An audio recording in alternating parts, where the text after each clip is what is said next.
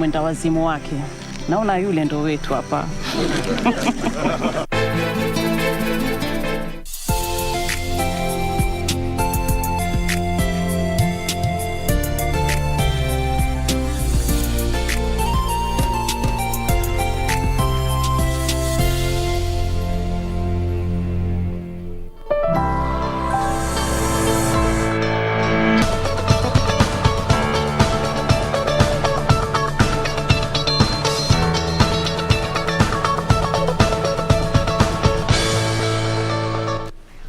It's a week past the month of June 2022. Good morning. This is Good Morning Kenya. We have a very interesting show lined up for you on this Tuesday morning. Well, the group is all here, but first things first, today we will start with the news. My name is Bentro Njue. Thanks indeed for joining us on this day. Let's first of all have a look at what is in store from the news desk. We begin with Raila Odinga's fifth stab at the presidency, where the Azimio la Umoja One Kenya Alliance yesterday evening released the party's manifesto at an event that spread over for 5 hours. They said the manifesto is all-round and lays the ground for Kenya's aspirations. They emphasized on the prudent use of public resources and enhanced delivery of a 24-hour economy. They say the manifesto spells representative, affordable health care, increased opportunities for women, men and the youth.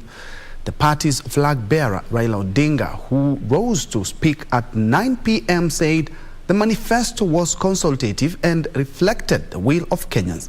He said, among others, it will support the country as a manufacturing hub in the region.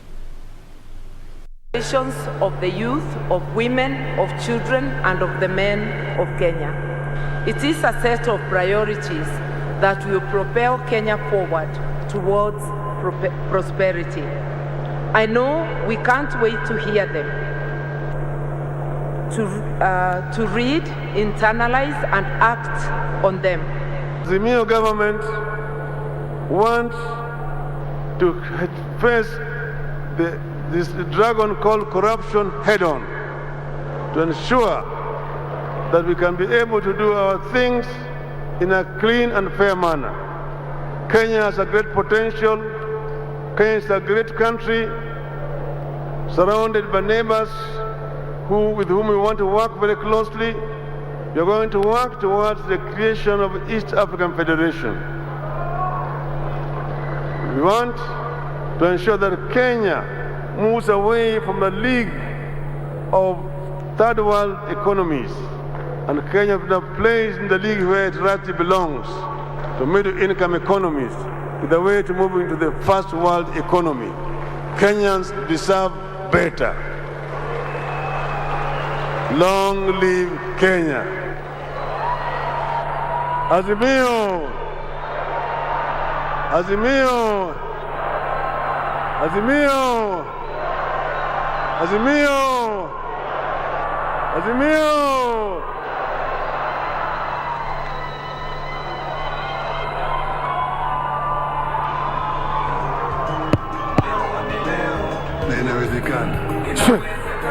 Well, let us all give His Excellency a round of applause and a standing ovation for that very impactful speech. Makofi mazuri tafadhali.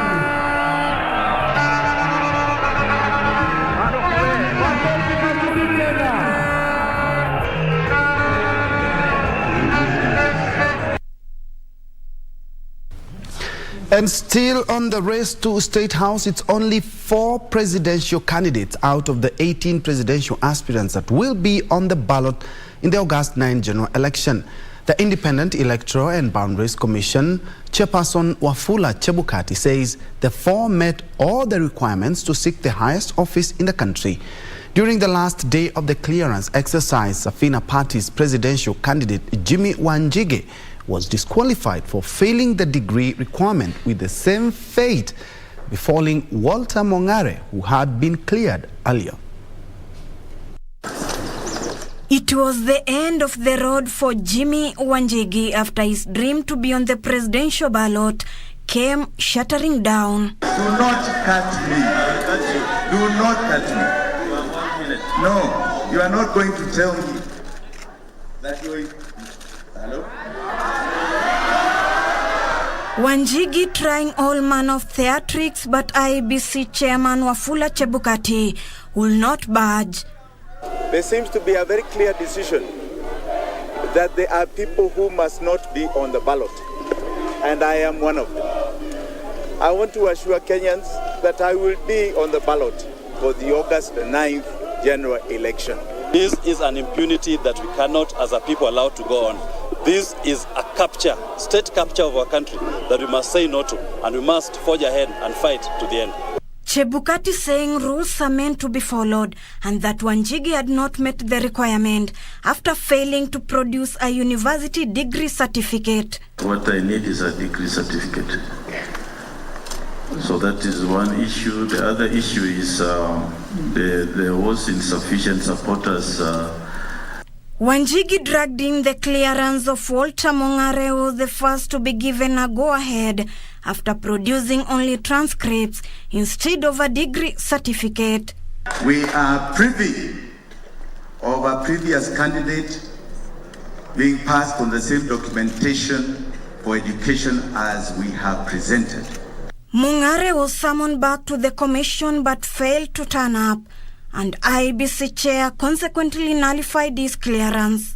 Upon discovery of new information on Walter Onjoka Mongare, as relates to lack of academic qualifications, he failed to honor my invitation, and pursuant to Regulation 43(2)(c) of the Election General Regulations, I hereby revoked the nomination certificate of Walter Onjoka Mongare.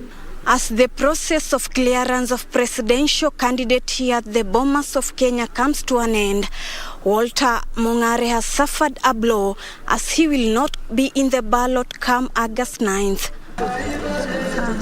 Independent candidate Muthiora Karriera, who was the second to appear before the commission Monday, expressed his frustrations. I may be young, but I have a stake. This should be my voice, and I know there are those that believed they needed a different choice. For Dasili presidential aspirant Njeru Kadhangu, who was the last shocked the commission after he ducked, instead sending Isaac Oneka, the chair of the party, with a letter claiming the commission had turned into a political slaughterhouse. We refuse to present ourselves in the slaughterhouse.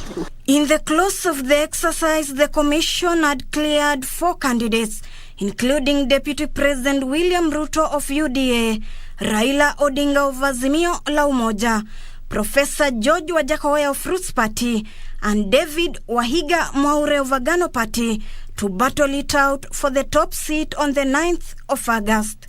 Ruth Wamboi for Good Morning, Kenya. Let's now head to the corridors of justice, where former Nairobi Governor Mike Mbuvi Sonko has been allowed by the court to present his papers before the Independent Electoral and Boundaries Commission for clearance tomorrow. A 3-judge bench appointed to hear 9 consolidated cases on whether aspirants with integrity questions should vie set the hearing for Thursday, the 9th of June this year. Actually, that day should be today. A battery of lawyers representing former Nairobi Governor Mike Sonko will put a spirited fight in court to have ex parte orders barring the former Nairobi County Chief from presenting his papers quashed. We want the rule of law to continue in the country. We want the supremacy of the Constitution to continue in the country. I urge you very respectfully, Justice Majanja, as a presiding judge, uphold the rule of law. Let me leave this your courtroom feeling that you have actually dispensed justice. And you have upheld the Constitution. Let us uphold the Kenyan Constitution. We suffered for this Constitution to come into operation. The question that the court should address itself is whether there will be any prejudice that will be suffered by any party that cannot be negated.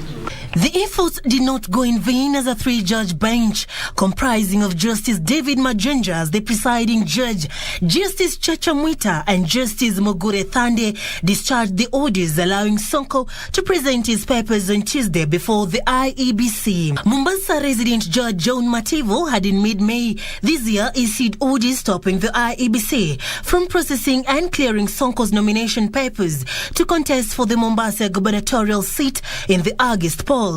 This as Paul Karungo Thangwa, who is also seeking for a Senate seat in Kiambu, has also been allowed to present his papers before the IEBC. The two are highly mentioned in 9 petitions challenging whether aspirants with checkered past and integrity queries should be allowed to vie. The hearing on the 9 consolidated petitions has been scheduled for Thursday, 9th of June 2022. Meanwhile, a judicial review filed by the former Nairobi governor Mike Sonko against a decision by the IEBC to disqualify him despite being cleared by the registrar of political parties has been directed by Justice Jairus Nga to the Mombasa High Court.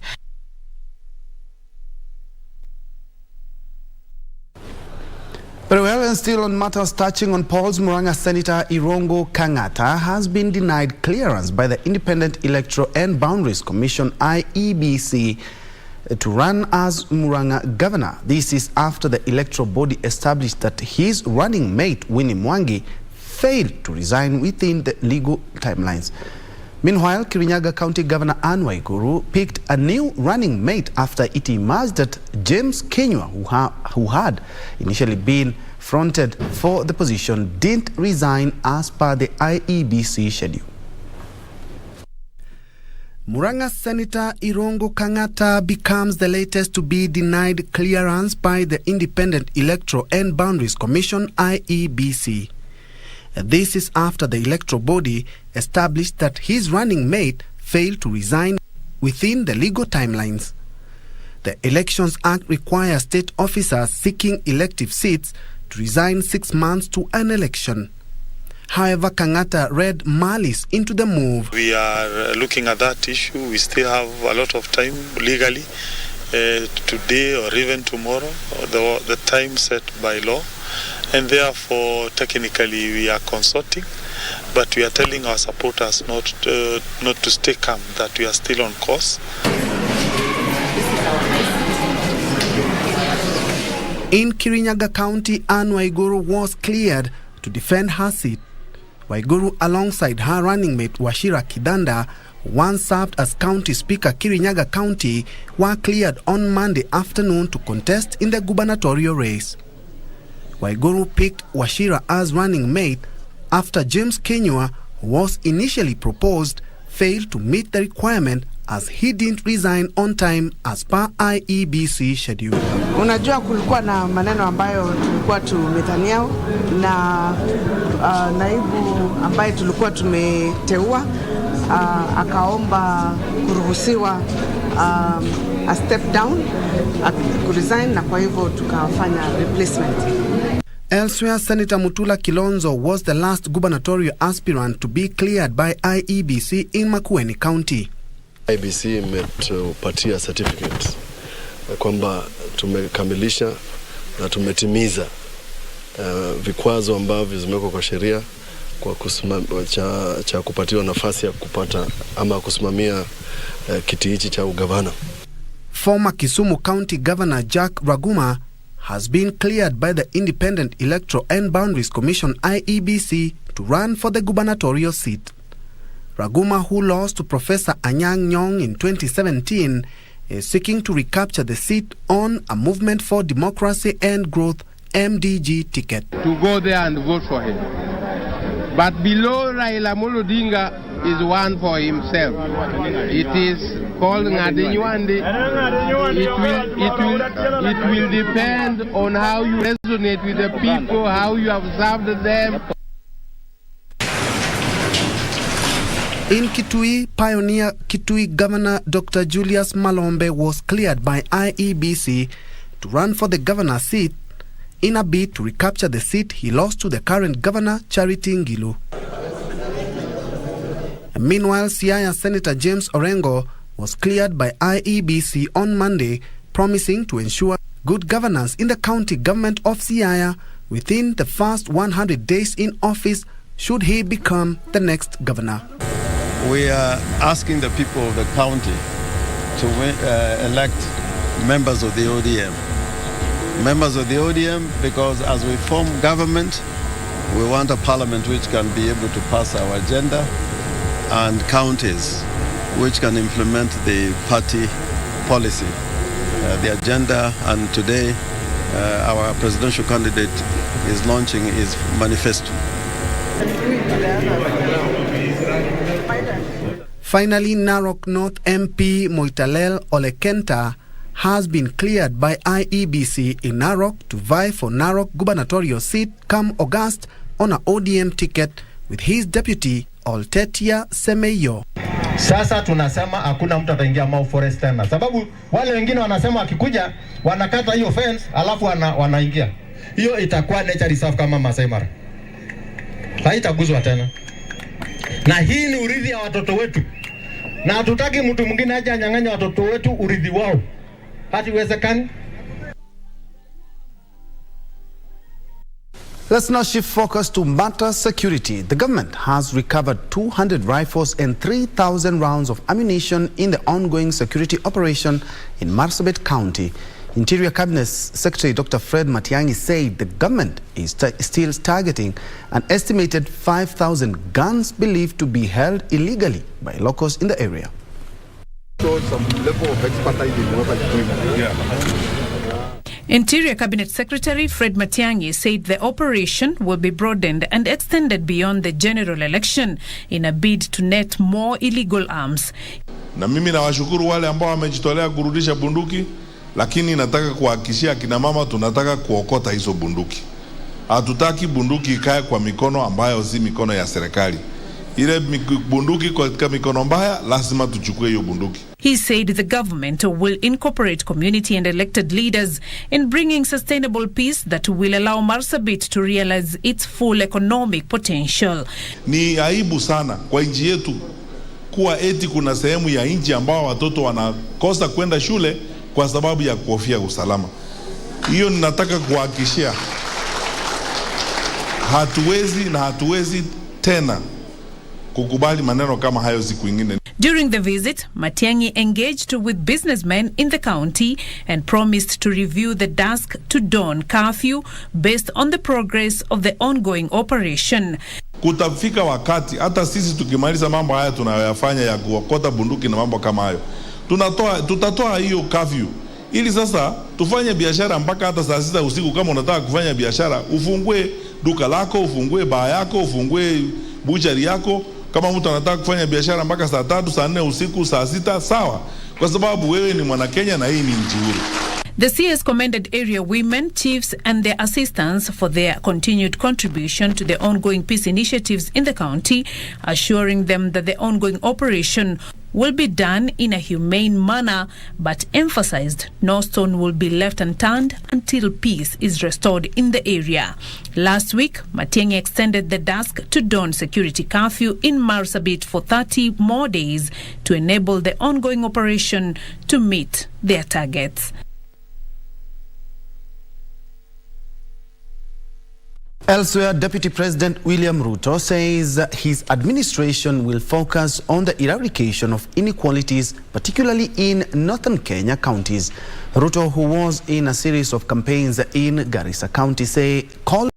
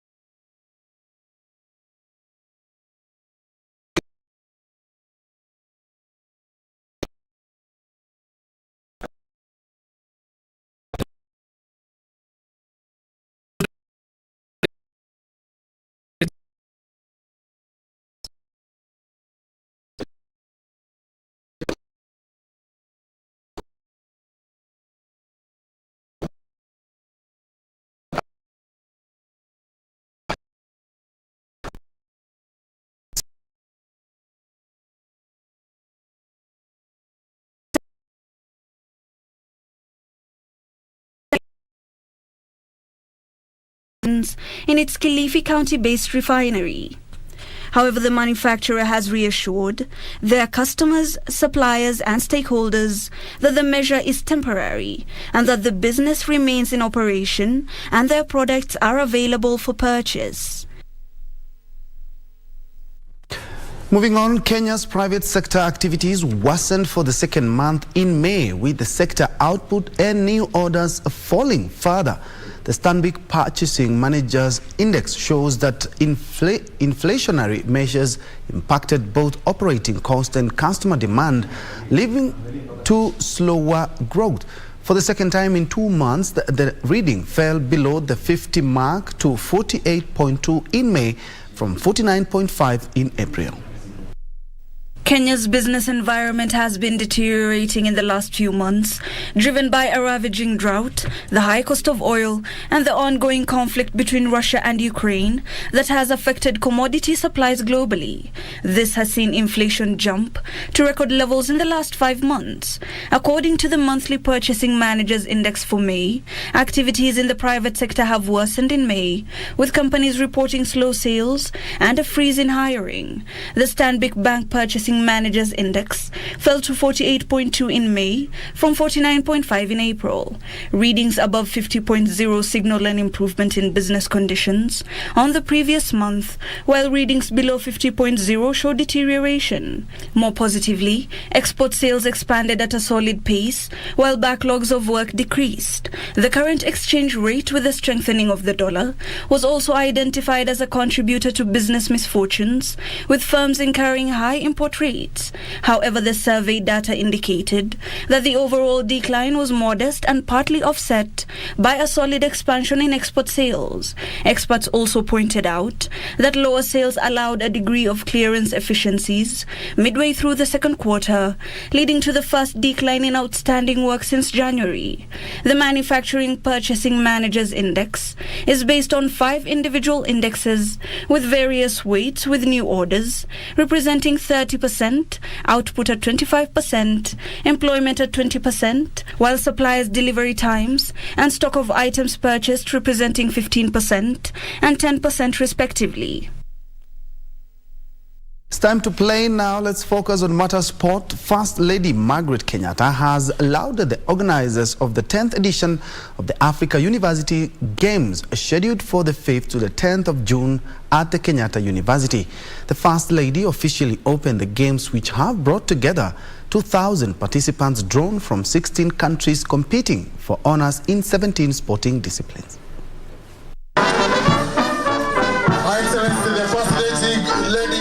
The First Lady praised the organizers of the Continental University Games, which are being held for the first time in 2 years due to the global coronavirus pandemic. I'm pleased to see such great participation and attendance of these games, which has attracted participants from over 50 different university teams and 15 countries across the African continent. The First Lady reckoned that the games enhance the spirit of togetherness, apart from offering a chance of interaction to people of various cultural backgrounds, hence fostering inclusivity. Over the next 5 days, we will compete with each other and at the same time make lasting friendships and memories. This is the mission of the Federation of Africa University Sports Games, to bring us together through the unifying power of sport. The First Lady challenged the athletes to take advantage of the games, which offer them a platform to showcase their talent. The coming days, you will not only have the goal of winning medals, but more importantly, you have the chance of improving your own performances, of raising your potential to new heights. Your accomplishments over the coming days will inspire us all to strengthen the bonds that unite us and give us the opportunity to enjoy watching you as you display your sporting prowess. The 5-day championship has drawn participants from over 40 universities from 16 African countries, including hosts Kenya, Tanzania, Uganda, South Africa, Botswana, Egypt, Senegal, Ghana, among others. The competition is very high because this is building a ground for talent identification and development. And we want to do what happens in North America and parts of Europe, where university students are the ones who represent their countries, be it in the Commonwealth Games or in the Olympic Games. That is the direction we are taking as a country. Teams will fight for honors in a total of 17 disciplines, with the men's football winner clinching the sole ticket to represent Africa at the World University Games due next month in Chengdu, China. Very well, that's how we put a cap on KBC. Good morning, Kenya news, but we'll be back with more news, so don't go away.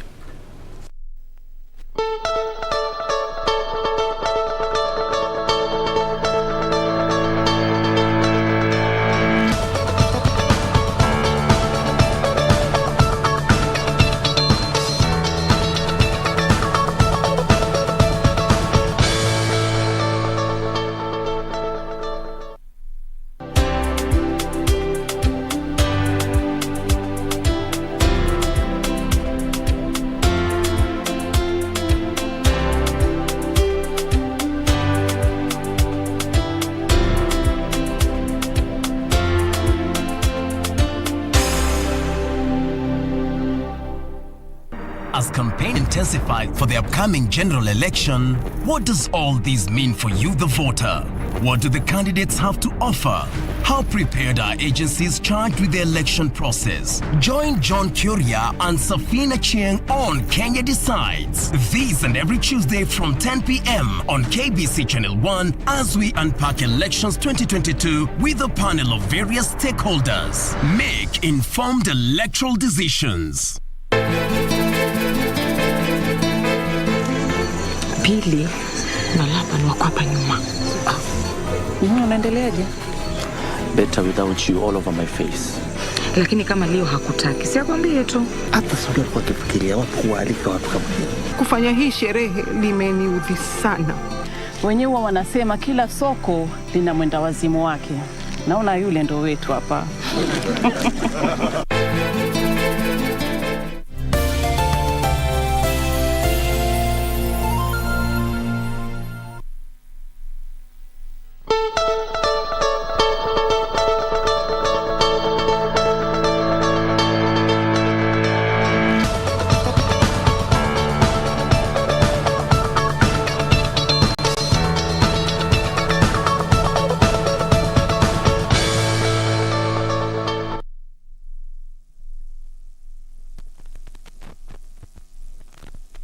To Kenyans, and that is what's on the front page of the Star newspaper. Raila's promise to Kenyans as he unveils manifesto: 6,000 shillings a month to needy families to be rolled out in first 100 days.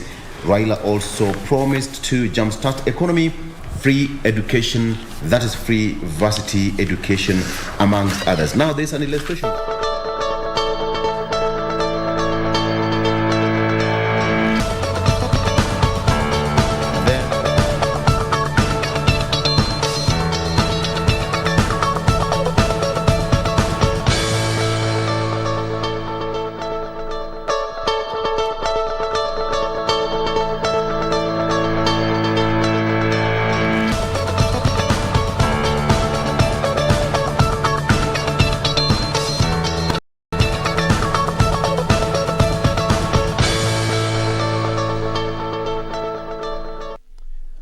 Right.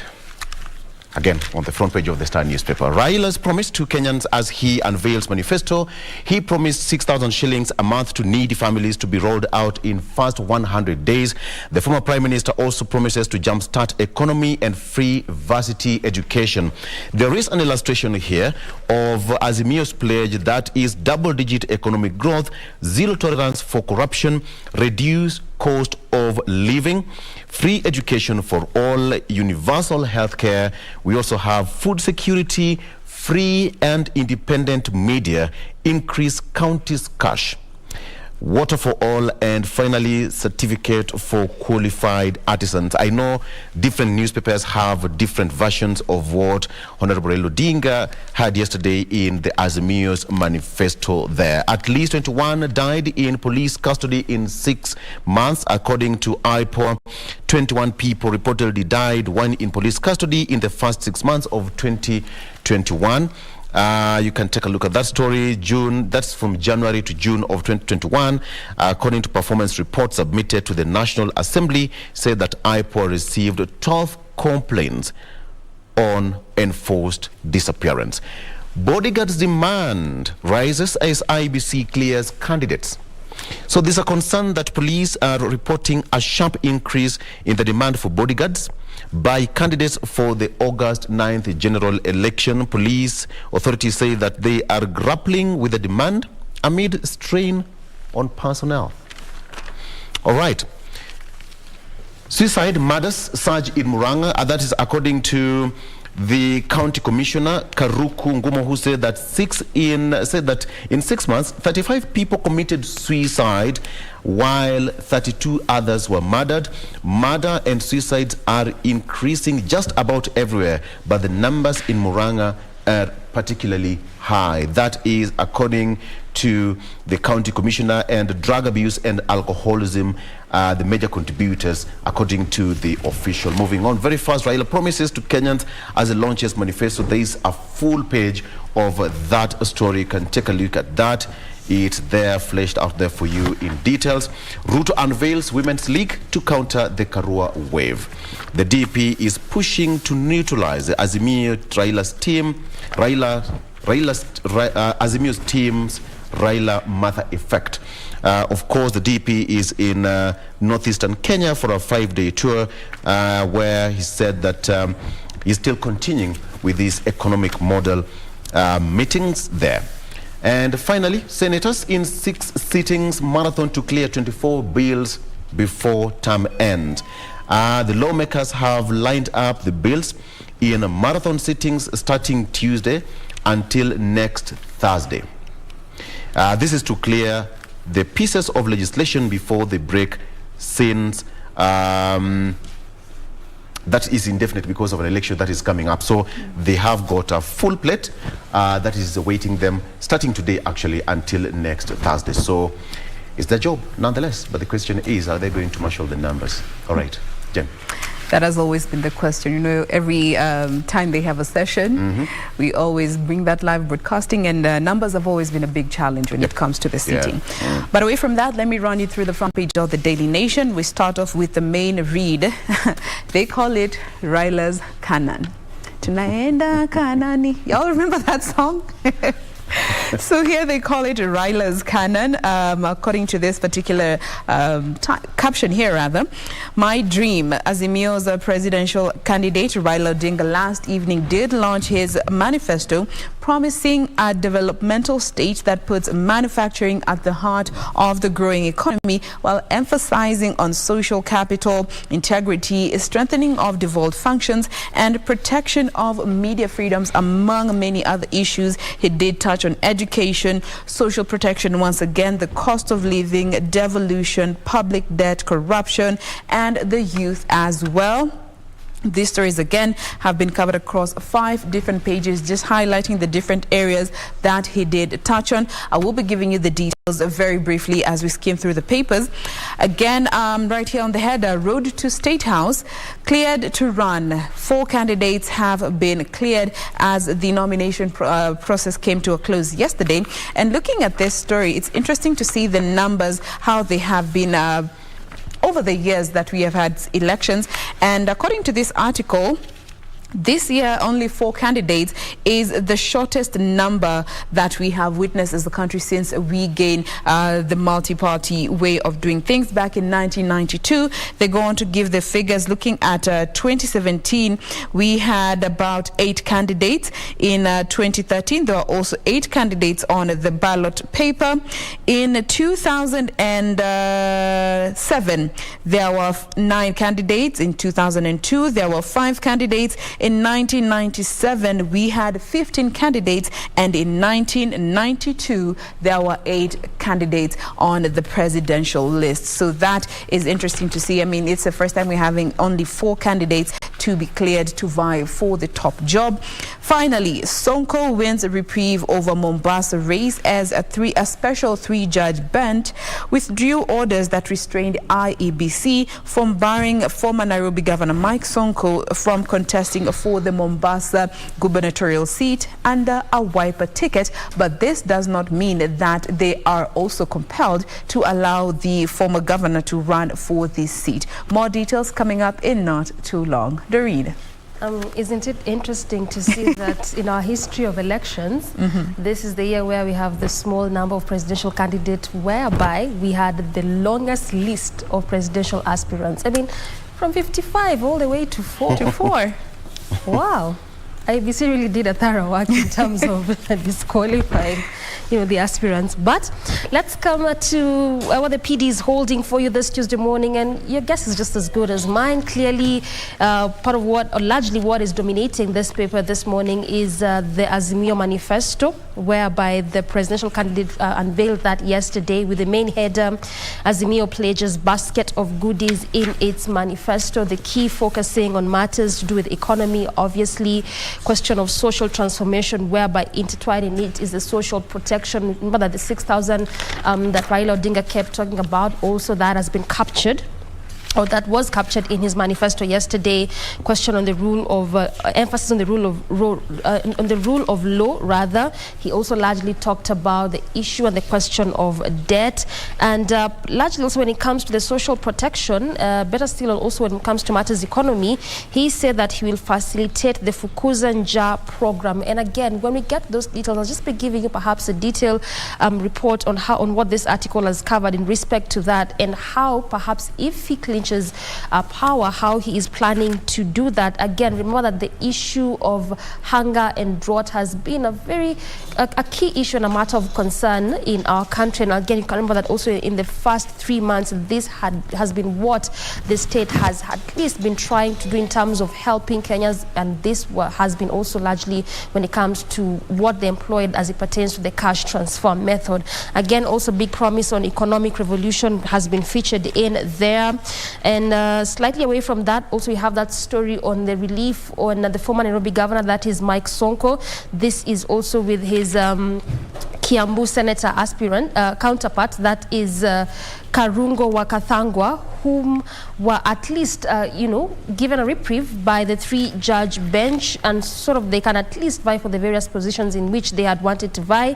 What the 3-judge bench ruled is that say that the issue of eligibility is the core subject of determination in the consolidated petitions, and the parties ought to have been given an opportunity to be heard before a decision or before orders were issued in respect to that. So at least a reprieve and a lifeline for Governor Sonko and the Kiambu senator, that is a Kiambu aspirant senator, that is Karungo Wathangwa.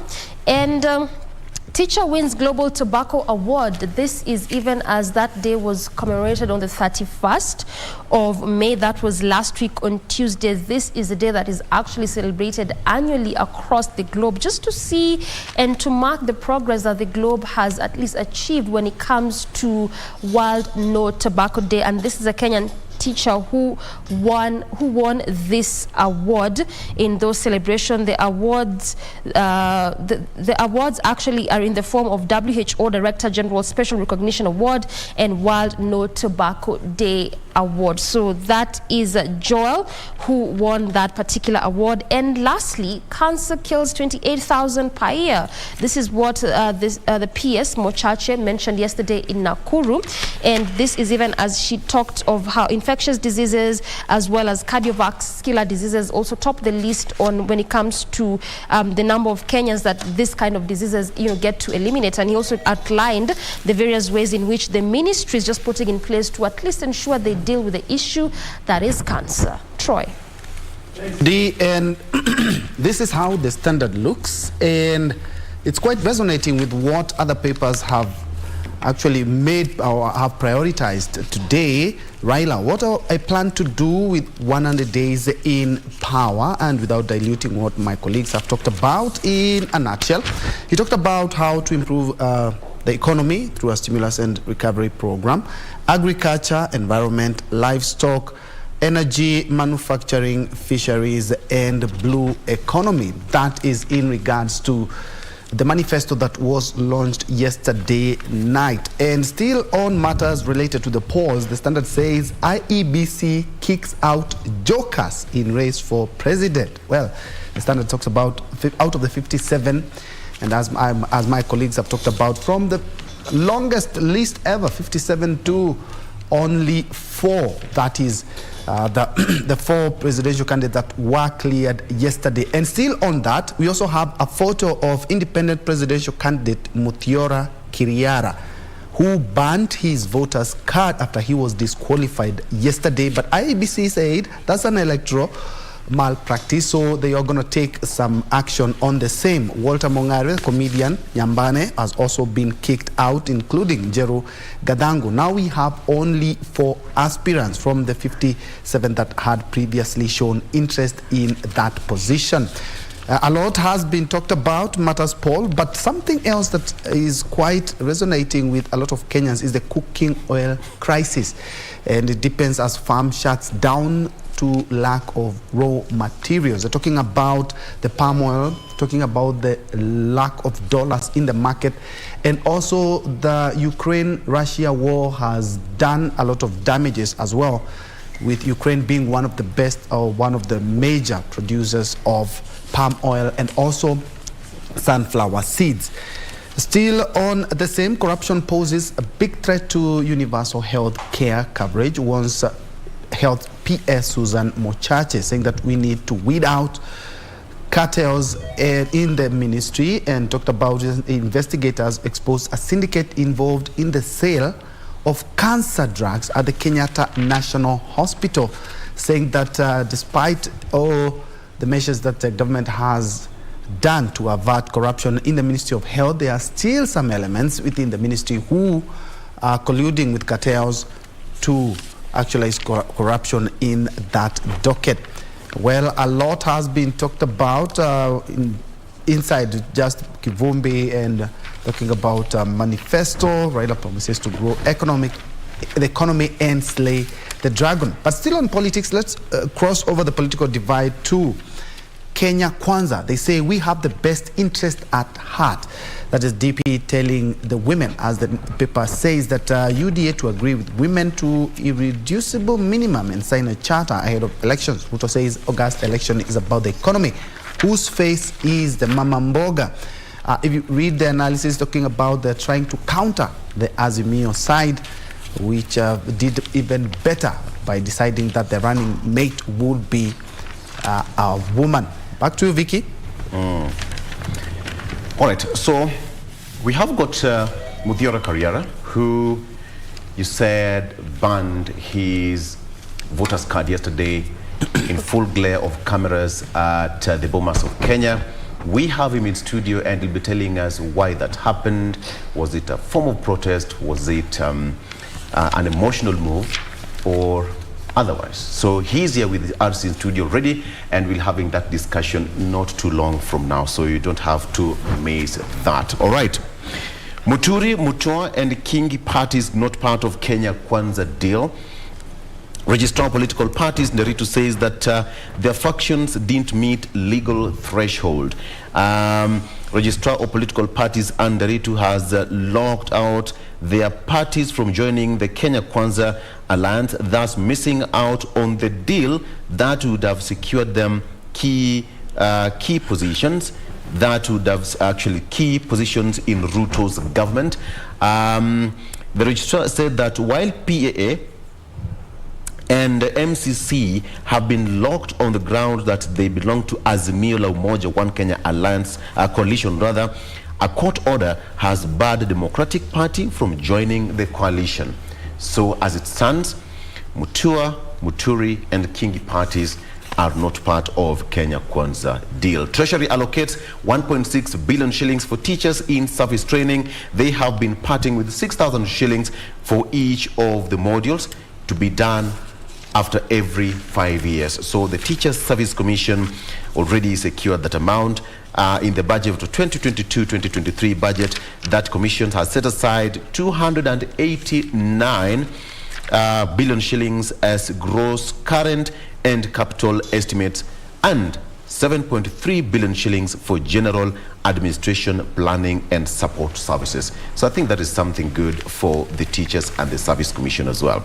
Confusion as IBC locks out Wanjigi and Mungare. It was dramatic yesterday at the Bomas of Kenya. The deadline for the clearance of presidential candidates is today, and IEBC Chair Wafula Chebukati said that he revoked Walter Mungare's clearance after new information emerged.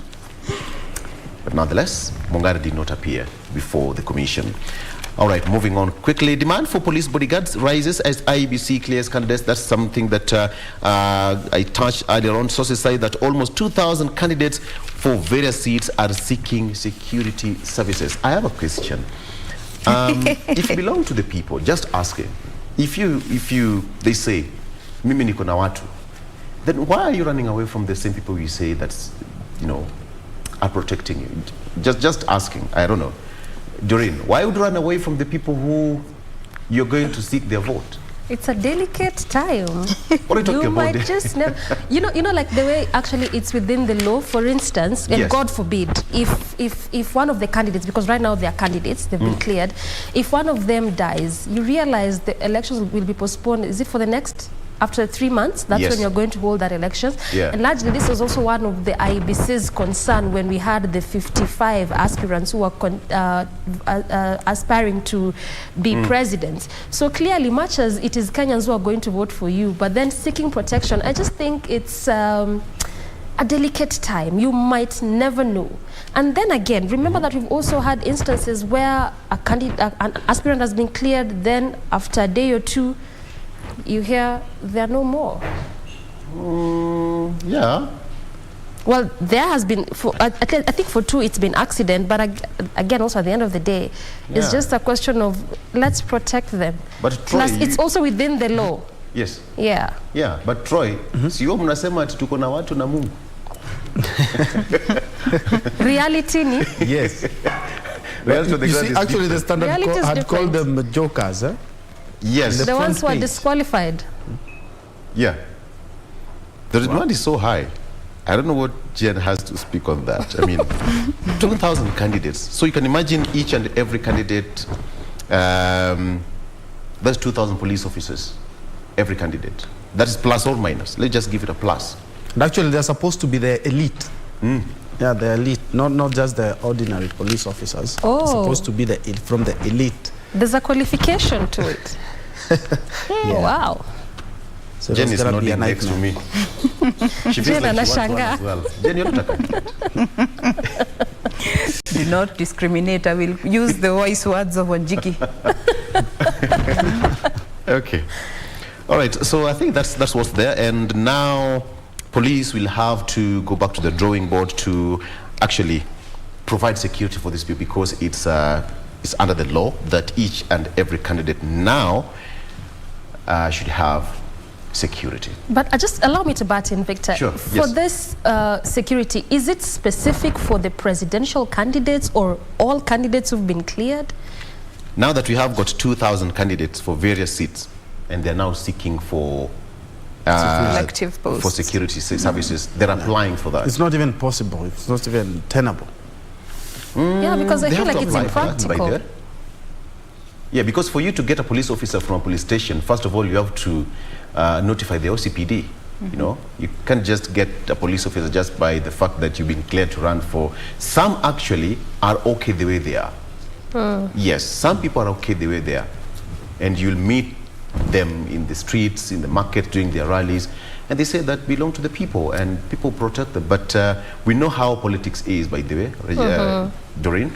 So, yeah, it's a delicate moment anyway. So some of them wako sawa, wako na Mungu na wako na Sawa watu. tu. Yeah. Yeah. They use as a campaign tool. All right. Okay. Jen. Let me bring you back to the Daily Nation and to just touch on that particular story that you had touched on, Victor, concerning Jimmy Wanjigi's being locked out of the presidential race. And this came after he failed to present the IEBC with a copy of his degree certificate. But in place of the degree certificate, he submitted his transcripts where he said these are equivalent to the degree certificate, considering he should be graduating sometime in December, and the transcripts are proof that he has completed his studies. And once this was rejected by the Electoral Commission, he went on to say that IEBC, or rather to claim that the Commission revoked his nomination on a discriminative basis, considering they knew another candidate was cleared on the same basis, which led to the revoking of Walter Mungare's nomination and clearance to vie for presidency. And I don't know what you guys think about this, because Chebukati went on to say that the revocation of Walter Mungare's nomination is not strange. It happens all the time across the country. Given he was the first one to be cleared last week to vie as a presidential candidate, and now here we are, his nomination has been revoked. What does this say about the Electoral Commission? Just allow me to ask this. So let's assume that Jimmy Wanjigi would not have raised that concern. Then does it mean IEBC would not have revoked that certificate? Yeah. Good question. Huh? But let me dig in. When it comes to law, the law, if you're not supposed to work for KBC if you're not 18 years of age, even if you're 17 and a half, turning 18 tomorrow. Turning 18 tomorrow, you're not supposed to work here. Until you hit the 18. And actually, it's a good thing that Dee has brought this up, because what does it talk about other things? Because, you know, you cannot just say, get this is a certificate, and then the following day say, by the way, let me have a look at that certificate once again. Yeah. How? No? And especially the law is the law. Yeah. If you haven't hit the qualification, you're out. And Wanjigi knew that. The question is, why did he even begin his campaigns? There's a lot of resources used, a lot of time, you know. But you know, this takes us to the whole question around the confidence that we as a people should be having on the electoral body's capability to manage and run the elections to conclusion without any loopholes, because we did see the two presidential candidates, Raila and Ruto, lay out concerns about the challenges that were there in the previous general elections. And this, to some, it might seem like a very small issue, because, I mean, the chair himself said this is nothing strange. It has happened before. It happens all the time. Yeah. I think at this point, it's such a wrong statement to use that it happens all the time. I mean, you're what, like, is it 62 right now to the polls? So should he have actually, if Walter Mungare had actually gone on and actually won the presidential race and become the president, still holding transcripts, actually, would he be qualified to be a president because he didn't have a degree, but he has the transcripts that prove he had completed his studies but hadn't graduated and have the actual certificate? Then what does this say about the integrity and the honesty of the Electoral Commission, at least at this point where we are? Actually, that's one thing that we discussed yesterday, the integrity test on the side of IEBC. And you see, this would have slipped unnoticed had Wanjigi not raised it. Because the revocation of Mungare's certificate happened moments after Safina Party, candidate Jimmy Wanjigi and running mate Willis Otieno accused the commission of applying double standards in the process. Now, they were disqualified over lack of degree. And let me quote, "You have already set precedents by clearing the first presidential candidate with the same degree issue." Now, according to Wanjigi, he provided the transcripts, and it said that he is due to graduate in December. Yes. The same case with Walter Mungare. So they were just raising that concern that, hey, how are you, why did you clear him, but you're not clearing us now, and yet we have the same issue? And then the IBC chair said, hey, guy, wait a minute. So he summoned Walter Mungare, who did not show up, and on that basis, he was also disqualified because of new information, quote unquote, according to Chebukati. How was it new information? Because if Wanjigi were also to win the presidential race, yes, he still wouldn't have the degree certificate. Then the question is, then how was this new information yet? Who suffered the most then? Mongare or Wanjigi? Who would have given that pass? Would have been given that pass easily? Wanjigi would have been given that pass to the same way what Mongare was given? But considering Mongare was the first one. Right. And again, to be cleared. Yeah. And again, it means that perhaps if IBC would have considered Wanjigi the way they did with Mongare since he had presented the transcript, then again, it means that that clause of degree again would have been just a story, not following what is in the law. So, and I feel like that's why it keeps raising the question of what does it say about the integrity and the honesty. Just as you mentioned, Jane, Raila Odinga and William Ruto raised concerns, and largely the integrity issue also featured in. And so if they could raise such concerns, even for us as Kenyans who will be going to vote, are we even trusting what is going to transpire in there? And you know what, guys? The good thing is that we have Muthiora Karriara, who was their first-hand presidential candidate. He'll tell us all the intrigues, the behind the scenes, you know, the pressure of meeting the requirements by the IEBC. And he said, you know what? Not running? No problem. Burn it up. And also caught saying that he deliberately did not submit the signatures because people were asking for bribes. Yeah. Who was that? Okuru Okot? Yeah. It's a whole ball game altogether. He will tell us more on that. All right, now before I hand you over to Doreen, just lastly here on the Daily Nation, Ruto's war with CSs in campaign echoes Raila's move back in 2017. So in essence, he's sort of mirroring what Raila Odinga did back in 2017, where the UDA on Friday actually urged the Director of Public Prosecutions, Nurdin Haji, to initiate criminal proceedings against 5 CSs who for allegedly campaigning for Raila Odinga. And this is the same move that Raila Odinga did back in 2017 after he imputed several CSs for campaigning for President Uhuru Kenyatta's re-election while still in office. And as Section 23 of the Leadership and Integrity Act provides, that state officers are not to participate in these political proceedings while still holding these offices. So, and this is also one of the story that was a similar story rather was in the Daily Nation a while back, I think a couple or 3 months back, looking at some of the tactics that Ruto is employing are same moves that actually Raila did in the previous elections where he was eyeing for the top job. So I think with that we are closing this segment. Victor, what can we expect with Muthiora given he's joining us in just a bit in regards to the elections and especially the presidential race? The best person to answer that question is Muthiora himself. All right. But Vicky, just a minute, yeah? Yes. You do remember the Kenya Kwanza accused the media of being biased. There's something that should be taken with a little bit of gist, because Gachagua yesterday also said the same thing, is that the Kenyan media is biased and giving Azimio side all the airtime, interviews on radio and television, on newspapers.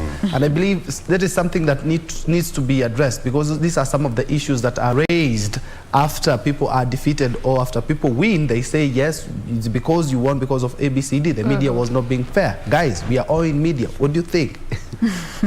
Hey, a big one. Wow. Let me just say, again, before you close, I think that then there needs to be a lot of issues that needs to be looked into, because also just as you talk about Kenya Kwanza saying that the media is biased, they also talked about the fact that there's a number of voters who are missing from the list. And you know, it raises questions, because if someone was registered as a voter, then how are they missing from the registers? Actually, it's not a very good statement to be using at this time. At this point, it's not. All right. Anyway, it's politics for you. Why are you all taking deep breaths? Because we are done for this segment. Victor. All right. We'll take a break and we come back. Muthiora Karriara is up next. Stick around.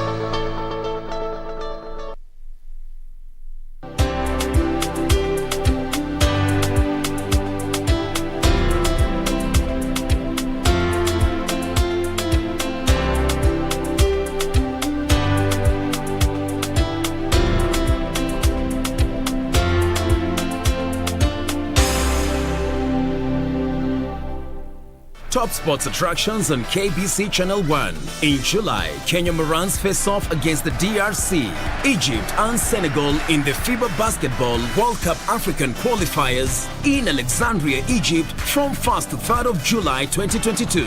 Also in July, Kenya plays South Africa in Rugby League test matches in Nairobi with a return fixture set for October. Still in July, watch the World Athletic Championships from 15th to 24th July live from Oregon, USA as Kenyan athletes seek glory.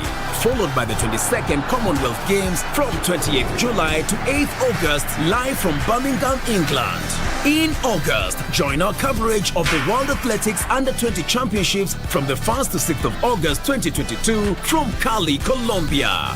Then, in November, catch the World Half Marathon Championships on 13th November from Yangzhou, China. Now that's what sets us apart as KBC Channel 1, your true sports partner.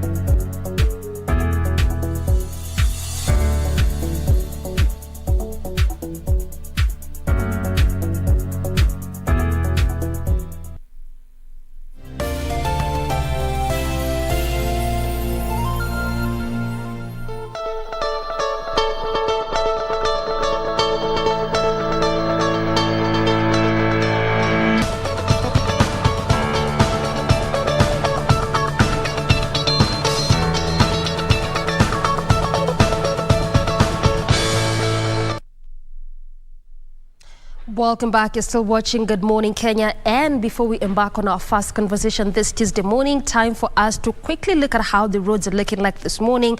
Our focus being on what was formerly Mbagathi Way, now Raila Odinga Way. That is what we'll be looking at this morning. And also just a quick look on sections of Valley Road as well as Agwex Kodik. So let's just begin from the City Mortuary roundabout. This is where the road begins at. That is Mbagathi Way, or if you may, the Raila Odinga Way. This is as you come to areas of Langata Road. Remember that also just around the Timor roundabout, there's still ongoing construction there on sections of Langata Road. I'm talking about the overpass and underpass, which is being constructed there to ease the traffic flow. So this is the area that I'm talking about, and look at how it is this morning. Heavy kind of traffic throughout the entire roundabout. The difference in colors is just what indicates the intensity of the traffic flow around this area. This is as you leave areas of Langata Road, Mai Mahiu Road, as you head over to the city center via Mbagathi as well as via Valley Road and also Kenyatta. This is how the roundabout is. Again, one of those busy areas as well as the busy roundabouts just next to a mall. So clearly also that should just tell you how busy it is, and especially in this early morning hour as well as evening rush hour. This is also largely what has informed the construction that is ongoing there. That is the overpass as well as that underpass, which is actually being constructed in 7 different phases. Initially what was being done was just to map out the different areas and how the sections will be looking like once the construction is complete. So what is currently happening is the second and the third phase of this construction, which is the construction of the overpass and underpass. There are different other phases into which this construction process is going to take. So just away from that, still nothing is changing there. Traffic still being witnessed. However, on some sections look like it's opening up a bit. This is just before you get to the roundabout as you leave Langata Road. But largely on both sections, or if you may, on both lanes of this road, that is Langata Road, traffic is really being witnessed. There are heavy kind of traffic. In fact, on some sections not moving at all, just at a standstill, and that's why we have that maroon color, which is a clear indicator of that.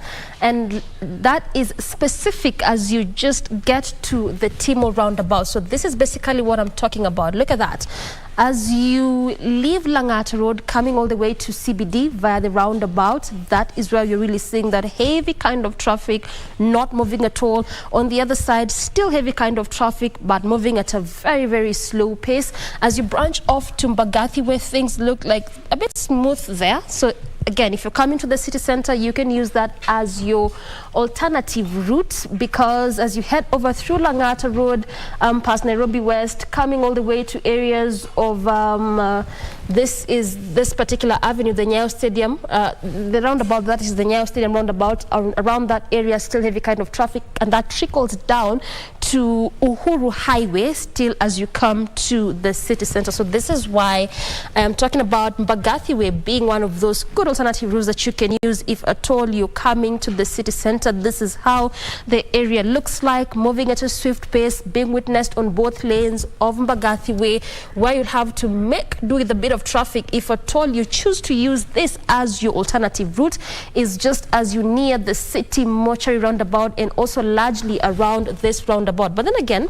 it is one of those busy roundabouts. Look at that.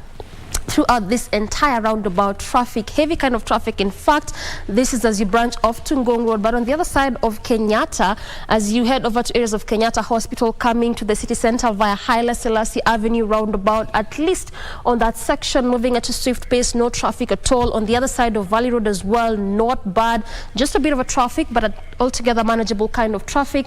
As you branch off to areas of Agwix Kodek as well, still moving at a swift pace around the Valley Road roundabout. Traffic, yes, is there, but manageable kind of traffic. And again, this is where you're seeing the difference in colors. Like I mentioned, the difference in colors is what shows the intensity of traffic around different areas. So if you're using Mbagathi Way as your alternative route, like I mentioned, areas where you'll just have to make with the traffic is as you near the city mortuary roundabout. Away from that, moving all the way to CBD, moving at a swift pace.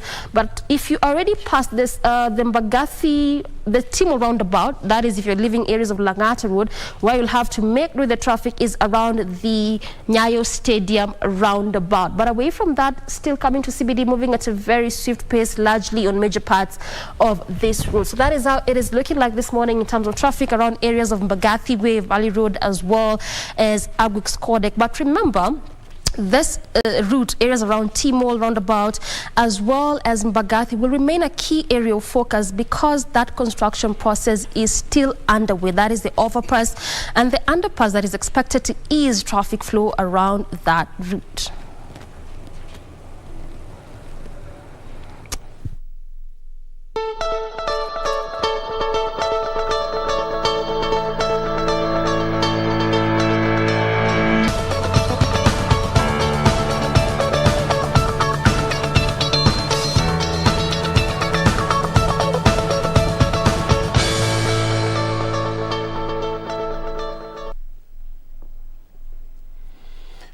All right, welcome back. It's now time for us to get into the main interview here.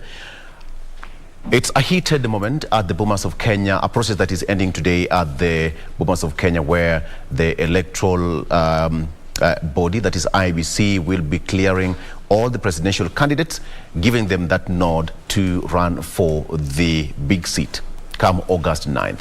From 57 down to 4 candidates, together with their running mates, that is a number that is standing as it is today.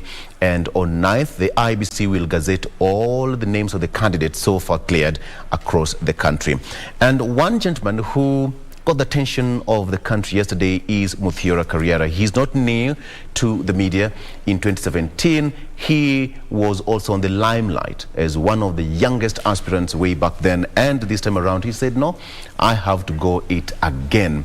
But it seemed that that run came to a halt yesterday. I'm talking about Eliud Muthiora Karriera. He's not a new face here in station, and glad to have him once again. Welcome to the program. Thank you very much, Victor. Right. You look so tired. It's been a marathon run. It's been a grueling run. At least for once, I've woken up with the burden a little lessened, but nonetheless still focused in the liberation journey that we embarked on, because the job is not yet done. Yesterday was a minor bump on the road, We'll be back. You'll be back? Yes. You decided to go the whole journey from 2017. It's a different ball game, and you said you want to give it a shot. How was it? It's been tough because this is the second time that IEBC is standing in my way to being an option for Kenyans. In 2017, I started out as an independent presidential aspirant, but then I was never cleared. So I joined forces with Dr. Japheth Kavinga Kaluyu. Yes. And ended up on the ballot as his running mate. We began our preparations in good time for the 2022 run. We even began the process of registering a party, the Great Nationhood Party. Went through all the motions, got provisional registration, recruited members, but we were not given the nod to field candidates in this election. So for quite a bit of time, I have been through the motions. Yes. I have been learning the process. I've been doing checks and control tests in the system. Yes. And I can confidently say, though unfortunate, that this system is flawed. This system is going to fail Kenya. We're going to get into the issue of system because, the first person raising the system issue, as far as IBC is concerned. But then, to somebody who doesn't understand the whole process of being a presidential aspirant and getting cleared as a candidate ultimately, could you please just tell us behind the scenes? For us, we are here in studio. Kenyans are watching from the other side of the screen. But you, as the main person running for that political seat, just give us a feel and taste of what it is, what it's like to be on the front line. Well, first and foremost, it starts with you having clarity about the core, and that takes a bit of introspection. Yes. And self-doubt. But once you're clear about it, then you now look at the practicability of running, whether you'll be able to amass the required support and the resources to guide you through. Definitely, you need money. The financial bit. You need a good network of dependable people. And besides that, you need God's luck, as was evident for most of us in this race. Right. So, when you're running for president, number one, you have to have all the requirements met. Academic qualifications, there is the legal requirements as well. And then in your network, you have to have the right people. Like for me, who was running as an independent candidate, I needed a proposer and a seconder that is independent. I needed a running mate that is independent. And these required that, at least for the running mate and myself, if we had been employed as public officers, that we must have resigned by the 9th of February. Yes, so that is 6 months. It's quite an elaborate process. And I understand that we have to sieve and get the very best. Now, the most disappointing part is that we have Kenyans out there who have been calling for change. But when they see change dressed in faces that look like them, then again, they do not want that kind of change. They would rather fall back to the same old that has been tormenting them. So they brand us as jokers. But my question is, who decides who is a joker? And by the way, Victor, what is the joke? What is the joke? That's according to Chebukati. He said that it's a bunch of jokers and he had to scale down the number. But it seems like running for presidency in this Kenya is not a walk in the park. Not in Kenya alone, but everywhere across the globe. Perhaps the kind of preparedness that goes, as a person, the mental preparedness, the physical, the financial, all those things put together, you can just sum them up. What is it like? Well, it's arduous, like I have told you, very taxing. If you're lucky on a good day, you'll sleep for at most 4 hours, because before you go out there, there's a lot of behind-the-scenes planning that has to be done. Yes. You have to make sure that you have coordinated every move that you will make in the following day, and you do that in advance, and at the end of each day, you review how the plan was executed, so you see with where meetings to improve. after meetings after meetings. Yes. Yes. So it requires someone that is sober, focused, disciplined, and above all, patriotic. Because it's only the spirit of patriotism that will drive an individual to give themselves up to a task such as this.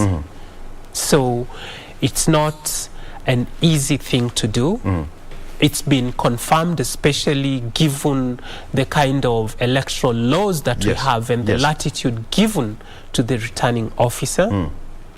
So, as I have cautioned before, anyone that intends to run for public office in Kenya needs to come prepared. It's not an easy thing. It's not an easy thing, because you know it's not the first time that you are going for that political seat. Last time you are running mate. This time around you gave it a shot. What drives you? Well, I'm driven by the love for my country. I'm driven by the fact that of the people that have a chance of clinching the position of presidency, I see none capable and qualified to lift this nation from the sad state it is in. I see no one that will actually deliver the answers to the problems that Kenyans grapple with every day. And for that matter, I go out there looking to inspire more Kenyans to understand that we must all try. Otherwise, the quality of leadership we've had will not improve. We must all give it a try if we are qualified. That position is not reserved for a few, for people from certain families alone. And it's regrettable that almost 60 years since independence, we have an outgoing president who is a son of a former president, the first president of Kenya.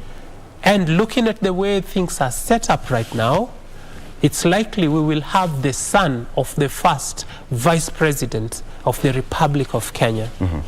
Yes, we have had 2 other presidents, but if you look at the setup, it says that Kenyan mothers are not capable of producing people who can lead this nation at that level, except those in those reserved families.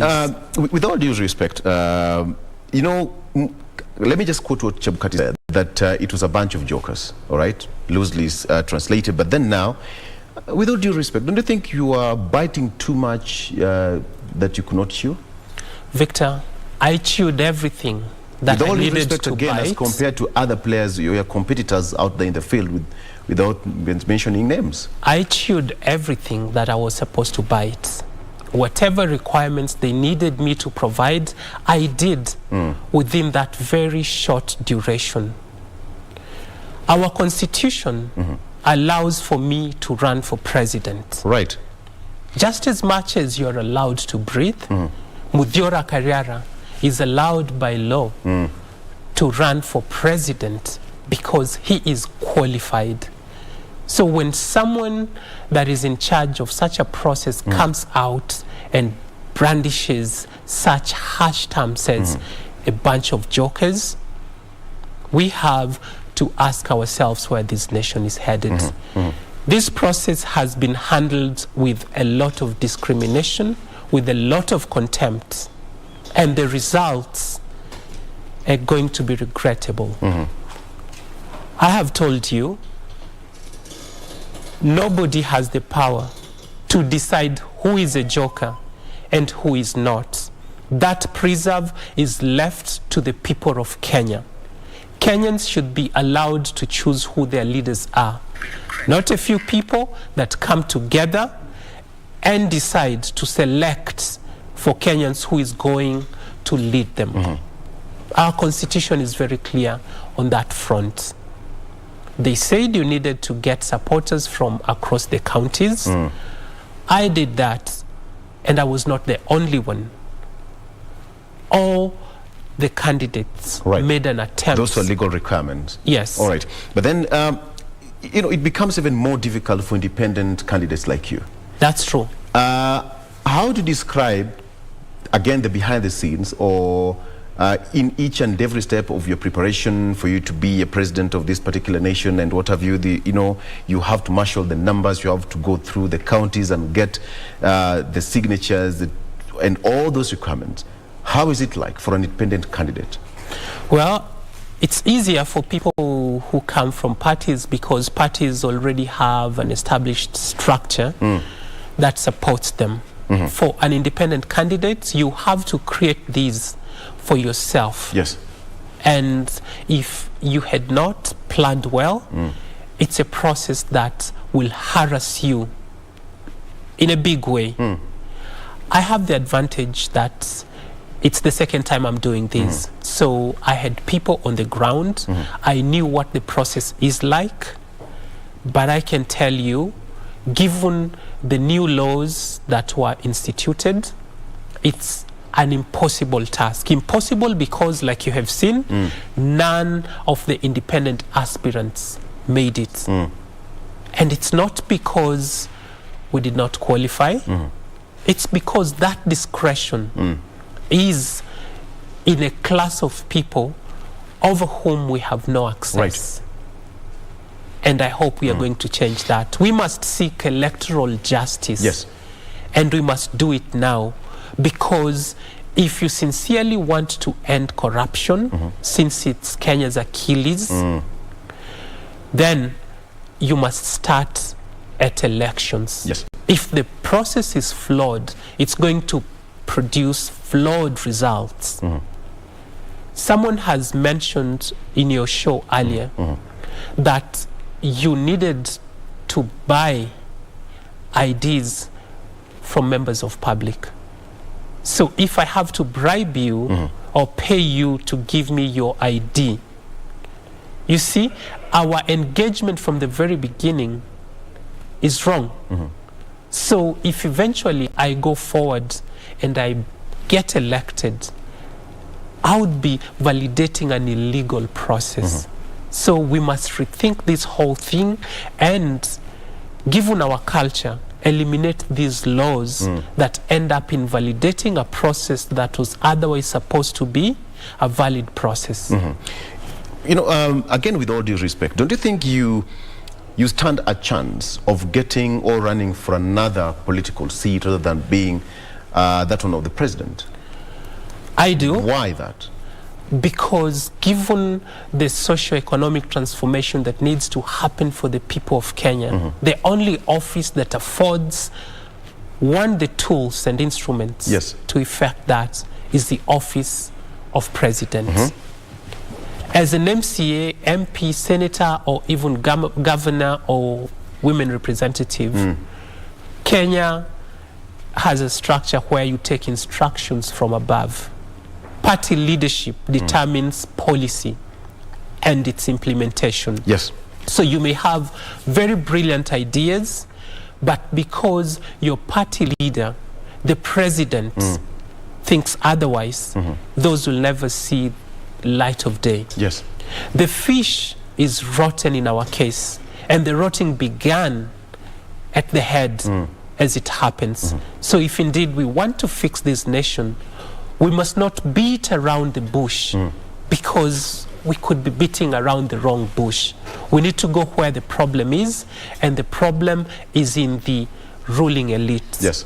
So as president, I would have latitude and leverage to bring the change that Kenya so desperately needs. And I was told yesterday that I'm a young man. You've just reiterated it. But I'm asking, should my rights be stepped upon because I am young, because I can run in another election. I am qualified today. I am ready today. And Kenya, unfortunately, does not have the luxury of time. Kenya's situation is dire.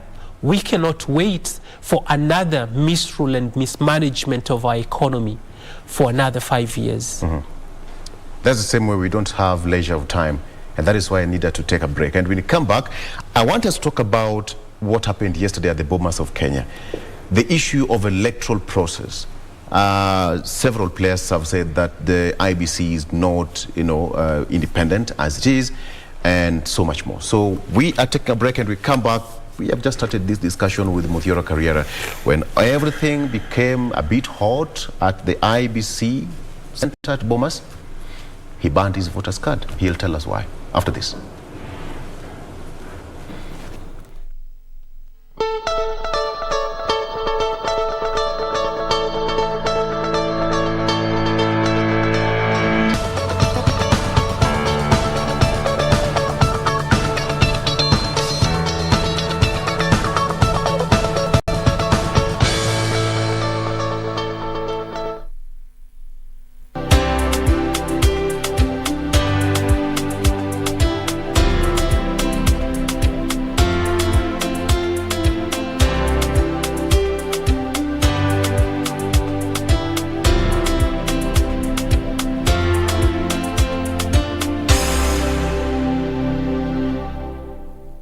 As campaign intensified for the upcoming general election, what does all this mean for you, the voter?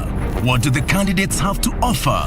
How prepared are agencies charged with the election process? Join John Kuria and Safina Chieng on Kenya Decides. This and every Tuesday from 10 p.m. on KBC Channel 1 as we unpack elections 2022 with a panel of various stakeholders. Make informed electoral decisions. Pili na lapa ni wako hapa nyuma. Unaendeleaje? Better without you all over my face. Lakini kama leo hakutaki, sikwambie tu. Hata sio kwa kufikiria watu kualika watu kama hiyo. Kufanya hii sherehe limeniudhi sana. Wenyewe wanasema kila soko lina mwenda wazimu wake. Naona yule ndo wetu hapa.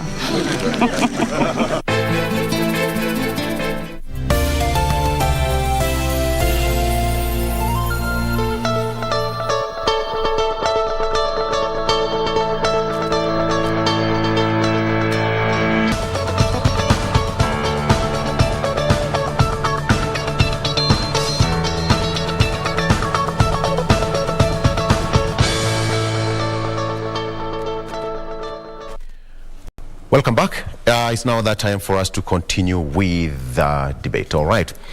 Muthiora Carriera with me in studio. So we're talking about the issue to do with the electoral process. You went through the process from the word go, and there you made it. First of all, congratulations, because it takes a lot for you to get to that final stage. Did you just wake up in the morning and said, I want to run for the big seat in this country? No, it's been a journey. From back then when I was young, I dreamt that someday I would be called upon to serve this nation. It was not clear in what capacity, but then as I grew older, I realized that the higher you go, the more influence you'd have. And given where our nation is, like I mentioned earlier, the position that would clearly afford me the latitude to get that which needs to be done would be the presidency. So I've been a leader my whole life. Fortunately, I am the eldest in my family, and after my dad passed away, I had to grow up fairly fast. In school, I was trusted with leadership responsibilities, and eventually, even when I transitioned to the university, to curb the culture of strikes and student unrests and disruption of academic programs, I ventured into student leadership, and that's where I first held an elective office in the executive of Students' Organization of Nairobi University, SONU. So it's been a journey when I connect the dots backwards. So you have a degree? Yes, that I can confirm. So you have a degree? Yes. Okay. Actually, I studied BSc Mathematics. Back then, they would only admit 10 at Chiromo campus of the University of Nairobi. Mathematics. And I don't know what Jen thinks about that. Mathematics. Yeah. Okay. And another thing, Victor, I will tell you, as part of why I was running in this race, just an auxiliary reason, I was running to test the hypothesis that Kenya is an ethno-majoritarian democracy. We envisioned to have a multi-party democracy, but the way it functions, it's far from how we pictured it. For you to run for a political seat in this country, you must have network. And you've talked about it. Clearly you don't have a network for you to run for president of this country. I disagree, Victor. I have just confirmed to you that we've not seen you travel across the country from Moyale to... What do you mean? Victor, we've not. I have been to all the corners of this nation. Otherwise, I would not have been able to raise the signatures that were required of me. We've not had your campaigns. We've not covered your campaigns. That is because... Lamu, Mombasa, Kisumu, whichever. That is because the media has been accused is biased. For all our events, including when I unveiled my running mates, just across the fence at the Kenya National Theatre, I invited all media houses, and KBC could not cross the fence to come cover the event. We were there. You were not there. We were there. I can confirm. I was invited here on the second day to come talk about it. So indeed, the media on biasness stands indicted as far as I'm concerned, just as much as the IEBC is. So you have chosen not to cover our activities and events. And it's regrettable that you would accuse us of not being out there hunting for these votes. The only way we would have been able to meet the requirements of supporters was because we had networks on the ground. Otherwise, you cannot do such an activity in 2 weeks. You would need people on the ground. And the fact that we were able to get this done confirms that we had an established and elaborate network.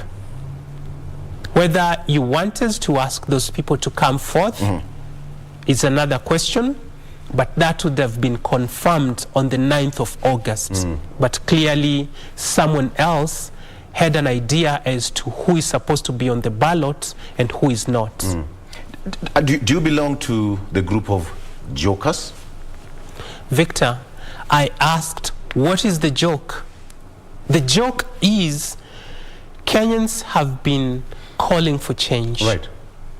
But then instead of embracing it when it shows up, they fall back to their default settings. Remember, I just mentioned that this is an ethno-majoritarian democracy where we think that we hold elections every 5 years, when in fact it's fastest election.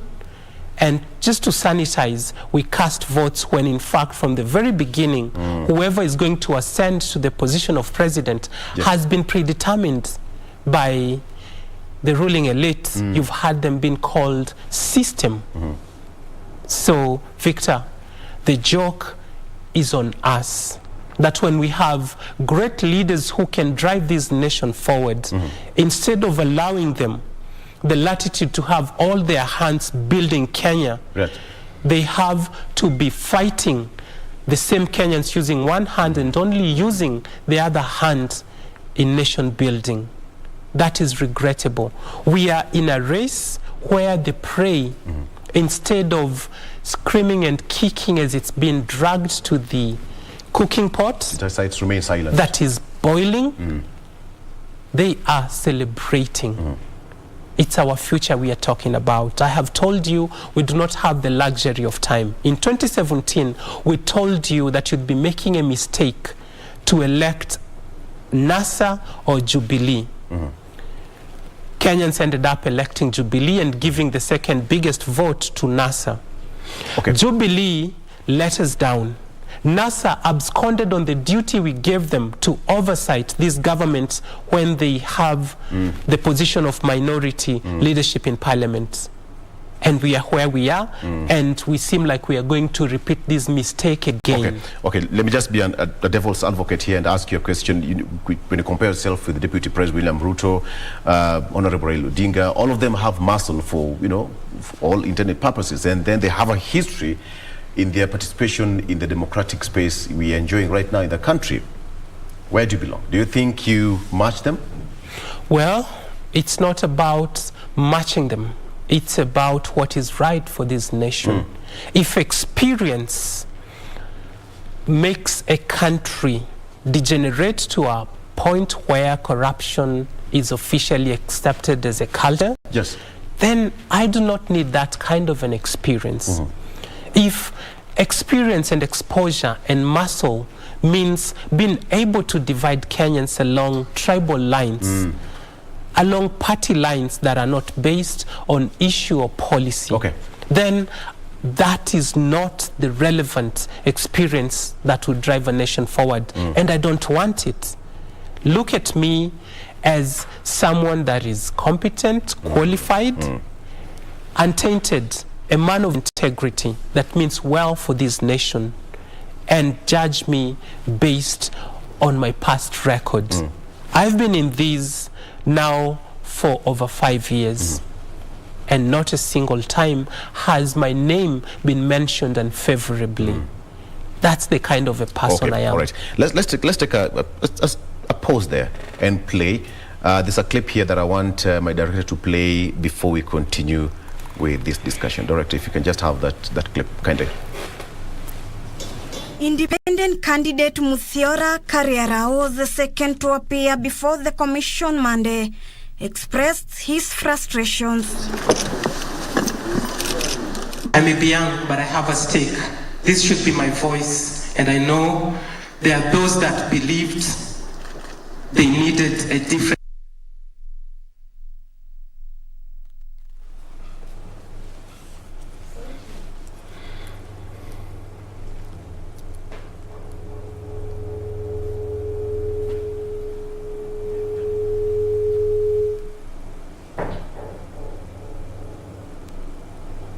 All right. So that was happening yesterday at the Bomas of Kenya when you were cleared, and clearly you're not happy about the whole process.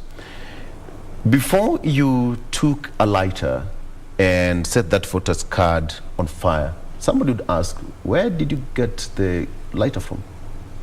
I asked for whoever had a light in the audience, and unfortunately or fortunately, someone had it and they passed it over to me. That sounds like a scripted bit of that, the whole play. It was scripted. In what sense? Were you ready for that determination by the IBC chair? No, I was not ready. I went to Bomas prepared that they would clear me, but then they had already decided who they were going to pass and who they were not going to pass. And as I said yesterday, we think we are heading into an election, but it's actually a selection.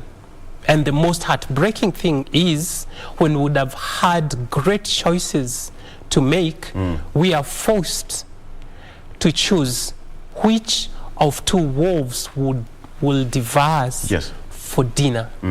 And unfortunately, Kenyans seem happy to make that decision. Elections, according to our constitution, are supposed to happen every 5 years. I was taking part in this because it's my democratic right. I need a choice. There are Kenyans out there that believe we need a different variety of choices. And given the fact that we are not allowed by law to cast a blank vote when you're not in favor of the candidates that have offered themselves, I chose not to continue with this process because clearly it's not an election, Victor, if it's not free, fair, and credible. which this election is turning out to be. Okay. And why I say that, I'm not the only one that has raised issues. Recently, a competitor talked about almost 1 million voters in their strongholds disappearing from the IEBC register. Another competitor also said that 800,000 votes were also missing somewhere or added somewhere. Yes. Right. In 2007, trouble began when Right Honorable Raila Odinga showed up at a polling station in Langata and his name was missing on the register. These games that the commission is playing are too dangerous for a country with a history like the one that we have. Let me ask you a direct question. Why did you ban your voter's card? Victor, that happened yesterday. Whatever happened, the rejection of my candidature. We are here today. No, I just want to get it clear because I am making a point. It's out there. That what I'm addressing now going forward is electoral justice. Why did you ban your voter's card right in front of the returning officer, the presidential returning officer, Chebukati? Victor, yesterday as an aspirant, I was answerable to the chairman of the IEBC because he was the returning officer for that matter. Right. He rejected my bid.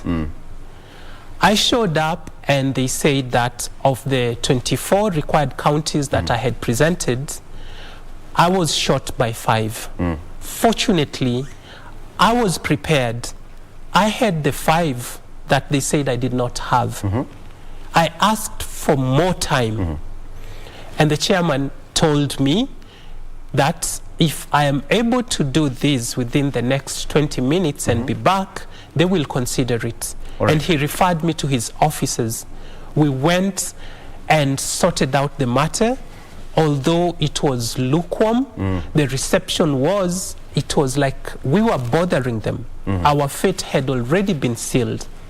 So when we came back and they looked at the documents, they returned the same verdict within 5 minutes. Instead of 20 Other minutes. people had been given days to correct the shortfalls in their lists of supporters. Right. Professor Wajakoya, for instance, had a couple of days. Others have had hours. We were told at 10 minutes past 3 that if we are not back by 3:30, our application will be rejected. Right. We did what we needed to do, and still it was not enough. To get to where we got, it took sweat, blood and tears. People volunteered because they believed in our candidacy, because they believed in a new voice. This voice is supposed to be exercised at the ballot, but because the process is not fair, I feel that I cannot continue in this sham election that this is turning out to and be. Decided to ban your voter's card. Well, Victor, I'm just stating things as they happened yesterday. And I've also asked you questions based on what happened yesterday. And I have told you as much. So you won't vote. Basically, you won't vote. Victor, this is it.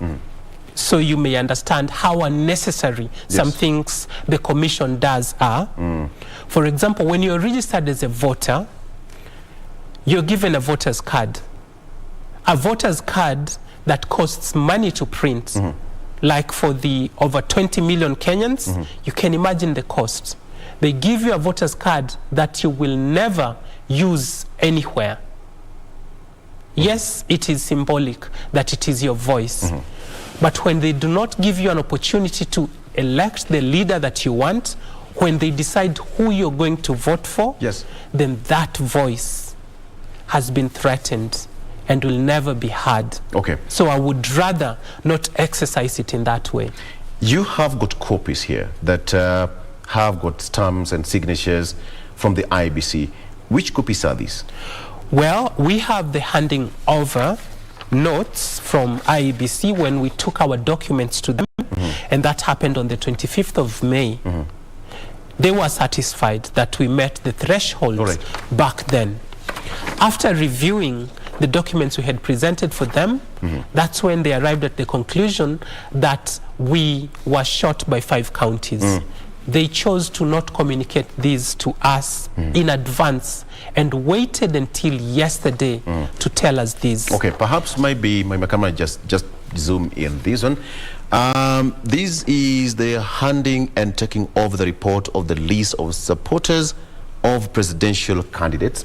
Yes. It says that number of booklets received is 25, number of records and files received, this has been cancelled here, I can't see it. The number of soft records and files received is 24. Yes. And it was received on the 25th of May, 2022. That's what happened. All right. So number of booklets received 25 and then number of files received and submitted 24, which means you submitted as per the IBC requirements. Yes. Thank you very much. What about the other one that you have? Well, this is the report form from yesterday. Okay. The one that says I did not pass. So here we have got application for registration. Yes. Rejected due to 1, insufficient supporters, 2, insufficient identification documents to support the list of supporters, and lastly, running mate electoral code of conduct not provided. Yes. That was the initial report, but then we sorted all that and we were supposed to do that in 20 minutes. So after we did it in 20 minutes, after they reviewed everything, then they gave the final report, which is the second part that you should read, that they found our application invalid, even after we met the conditions that they had said we had not met. Victor, we are not a government, and yes, we may have a network on the ground, but our resources are a little limited. When we presented ID cards to IEBC, we did it in a bundle. They had said we are supposed to serialize. Due to the time limit, we were not able to go through this whole process. But we gave them everything that Kenyans out there gave us. So it was up to them to make sure that everything was how it should be.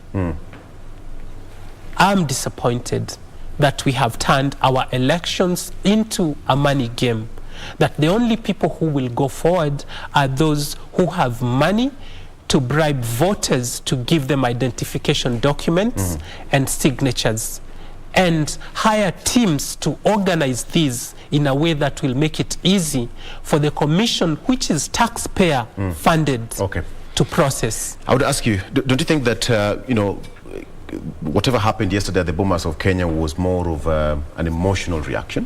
No. Nothing I do is emotional. It looked like an activism, some sort of? Activism is not a bad thing. It's just a citizen that is engaged. There's nothing wrong Do you regret what you did yesterday? Victor, what I did yesterday was show up at an appointment at a national function.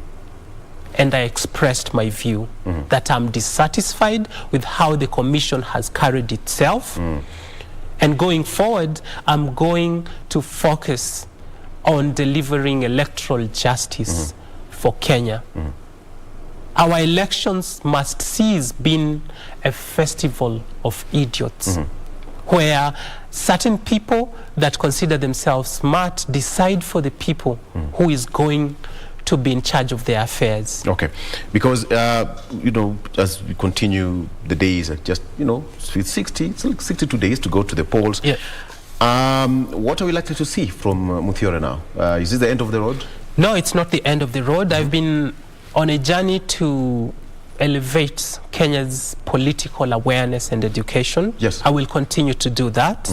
Right now, I see the urgency of ensuring that we institute measures to fix our electoral process.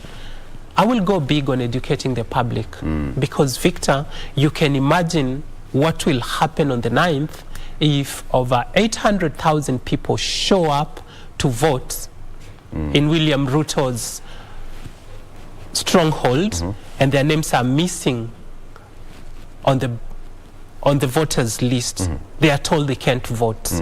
Victor, I'm not even sure that the 9th will end should such a thing happen. So I will continue to push the commission to do all it takes to deliver free, fair, and credible elections. And that starts by not discriminating against certain aspirants based on their background, financial capability, or track record. All you are supposed to have to run in an election is for you to be registered as a voter, and for the position of governor and president to have a degree, which I had. I was discriminated against. Over 52 other aspirants were discriminated against. Their right was not exercised. And I would like for Kenyans to ask themselves, if people who are as exposed as we are, in positions of privilege, so to speak, can have their rights denied in this way, then what happens to that ordinary Kenyan? Let me just ask a question, because when you say that 52 others were discriminated against, then you can imagine if, because the whole process of having all the presidential candidates submitting their documents and papers before the returning officer, that is Chebukati, how are we going to have 52 presidents, you know, all the names in the ballot, if the whole process of vetting was not going to take place? It would not be the so biggest it was not a ballot per se, it was just a process. It would not be the biggest ballot in the world. Other countries have had bigger ballot papers, and those countries did not cease to exist. They are still going concerns, they are still doing okay. So my rallying call is let the people decide. Victor, when you finally answer me what the joke is, then we can start looking for the jokers. But in this case, when instead of addressing the real issues, we are fighting independent candidates, we are fighting aspirants who have never been a problem to this system, then I guess the joke is on us. Are you bitter? I am disappointed. I am frustrated. I had so much optimism in building an electoral institution that would stand the test of time. I don't see that happening if the attitude is not going to change. Right. Given time and space to meet the IEBC chair of Chebukati, what would be that, you know, one-on-one you'd have with him, you know, gentleman's talk, you know, sober conversation? What would you tell Chebukati? Well, I would tell him that the role of the Kenyan people is sovereign, and at no point should any public officer sabotage that position. The Kenyan people should be given the freedom to elect whomever they please. Good or bad, that power lies with them. And to the Kenyan people, I will say, I can only show you the door, but eventually it is you, the Kenyan people, that must walk through that door. An unfair and unjust process cannot deliver justice to the people. This process needs to be looked into before it puts us in a jam like other elections have done in the past. Finally, as we come to a close, because at the end of the day, we'll only have one president. It's a democratic space, and of course, Kenya must only have one president. You know what? Ethno-majoritarian democracy. That's my conclusion at the moment, which we must look to fix. Is it democracy? Let me get it right. Democracy. Crazy of being crazy. Yes. Not democracy. Yes. Okay. I don't know how this is going to pan out, but then, you know, the whole process, as you call it, was, you know, a sham, so be it, because at the end of the day, we are going to only have one president. But then, my final question to you, Now that you're not going to vote come 9th of August, will you consider running for a political seat in the future? If given an appointment, will you take any political appointment in the country? Victor, I'm taking a day at a time. If I'm to run in future, it will depend on the success of the people's political education awareness programs that are going to be instituted. And I'm going to go all out to ensure that we liberate our people from the shackles that have held them down in terms of understanding their responsibilities as citizens. If we succeed at unlocking that potential where Kenyans can vote using their conscience alone, not based on tribe, not based on which political bigwig one supports, not based on parties, because parties have proved to be a farce in this country, then, Victor, I will consider offering myself up for election in future.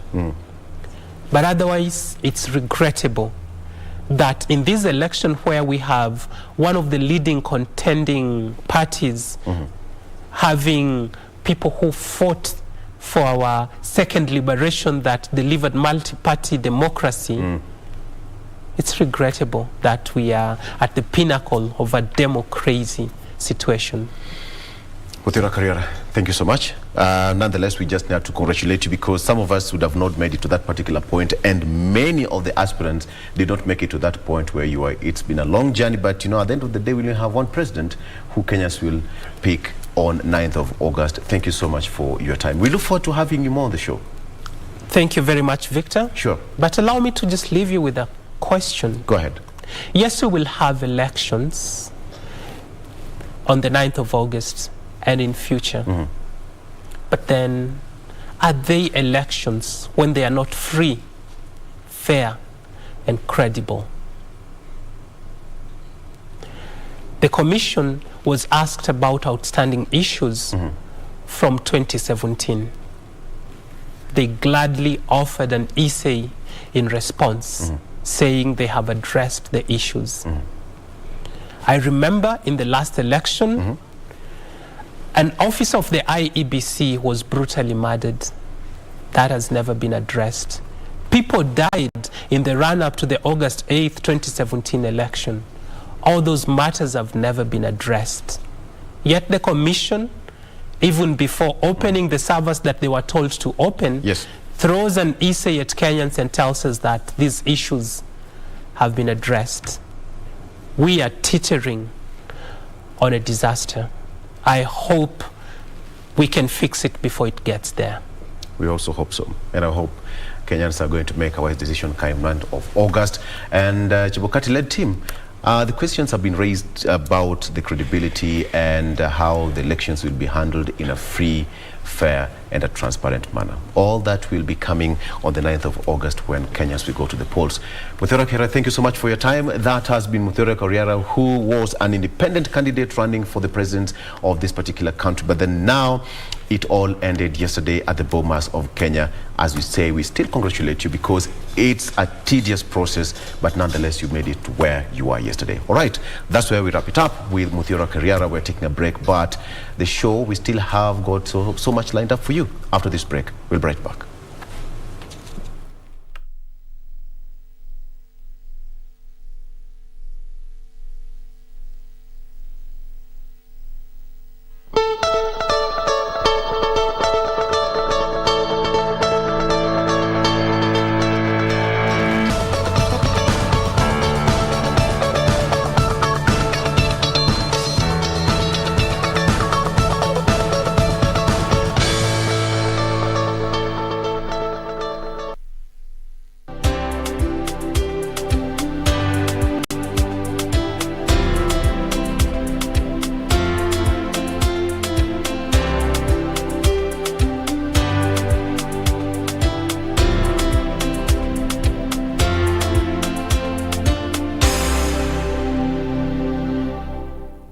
top sports attractions on KBC Channel 1. In July, Kenya Morans face off against the DRC, Egypt and Senegal in the FIBA Basketball World Cup African qualifiers in Alexandria, Egypt from 1st to 3rd of July 2022.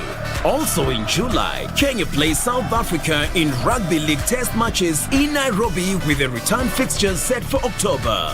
Still in July, watch the World Athletic Championships from 15th to 24th July live from Oregon, USA as Kenyan athletes seek glory. Followed by the 22nd Commonwealth Games from 28th July to 8th August live from Birmingham, England. In August, join our coverage of the World Athletics Under-20 Championships from the 1st to 6th of August 2022 from Cali, Colombia. Then, in November, catch the World Half Marathon Championships on 13th November from Yangzhou, China. Now that's what sets us apart as KBC Channel 1, your true sports partner.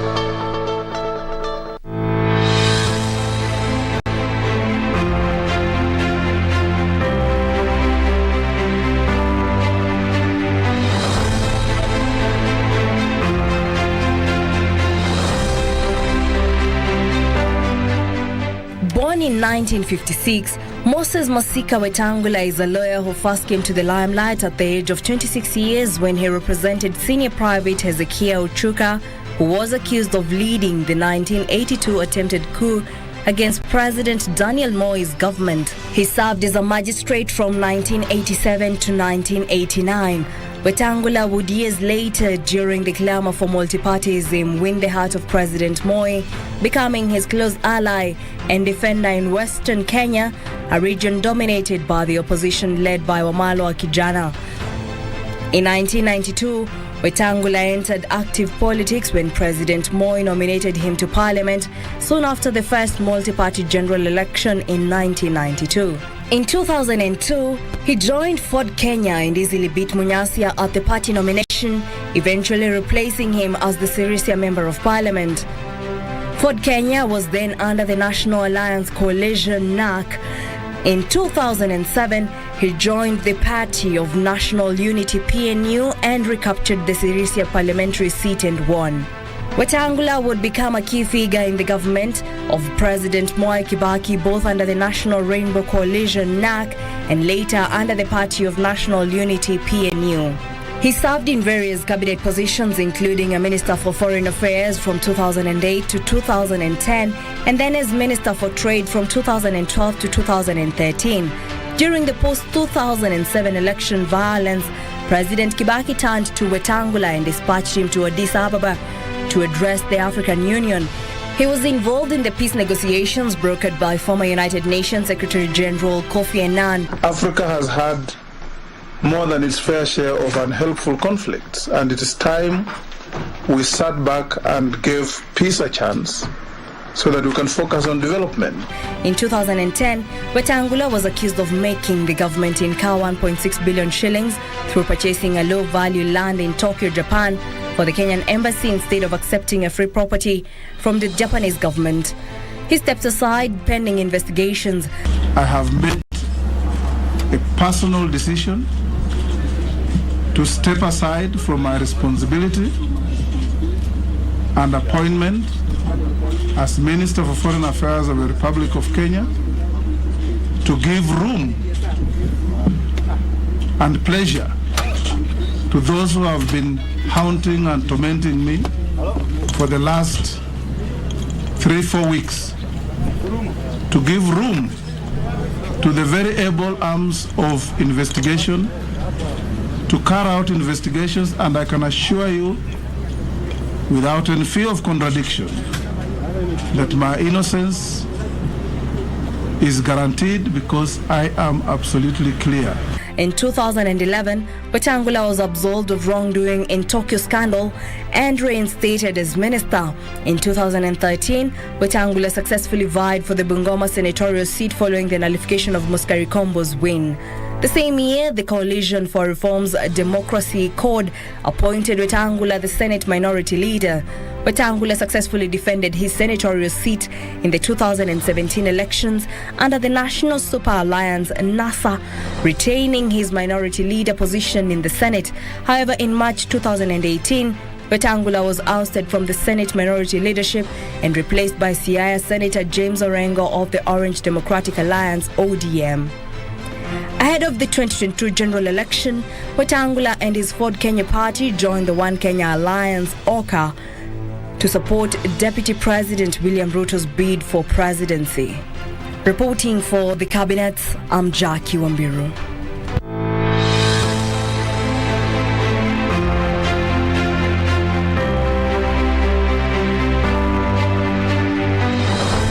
Hello and welcome to the inaugural segment of Tech One. But the intro aside, we move swiftly to looking at one of the advancements in technology of earphones. Those items that you plug into your ears when you want to listen to your favorite tunes and podcasts. What exactly is the evolution of earphones, and what are the current trends in what makes them a technological advancement? According to Counterpoint Research's latest global hearables market report, unit sales grew by 44% year-on-year during the first quarter of 2021. China showed the highest growth year-on-year, while North America continued to occupy the largest share. The numbers clearly showing the popularity of hearable devices, and in this case, earbuds, which have evolved from earphones as the devices became more powerful. Currently, in the Kenyan market, there are several brands of earbuds. I caught up with LG Electronics Eastern Africa Content Manager William Kamore to explore and understand what has been influencing the innovations in the earbuds business line. Before we launch a product, we like to hear the customers' viewpoints from especially existing products. Like for example, for most cases when we found from the research, when people are in the market looking for earbuds or earphones, so one is like sound clarity or sound quality, and then also features that can enable you to like comfortably fit. Are they comfortable enough? He says customers consider the features, aesthetic appeal, and price of the earbuds when buying. But we wonder how exactly one is supposed to pick from the very many brands in the market. William says the difference may be in the unique advancements. For Bluetooth now, that means it gives it what we call like future-proof. It means that you can be able to pair it or with many other devices, even some that are not developed, or even current devices and current operating systems, because you see others say that this one is not compatible with this, but for LG it's Android or iOS, it could be compatible. But that's not all. I was very surprised to discover that the tone-free earbuds are equipped with an industry-first UV nano case that eliminates bacteria and germs on the earbuds during charging. If like I'm to remove them, so you see, yes, you see that light, the blue part. Now that is the UV nano. Oh, this part here. Oh, that's the yes, UV. that's the UV nano. So anytime, the light. yes, exactly. So anytime you use them and you return them back, so for 10 minutes the UV nano will be active, cleaning the mesh itself, because actually inside here these are the buds, yes, the mesh inside, yes, okay. The mesh is the one that's being cleaned. But the customer continues to be sophisticated and is demanding more. The ones that we are looking into, the new ones coming, yes. They will be able to be branded here.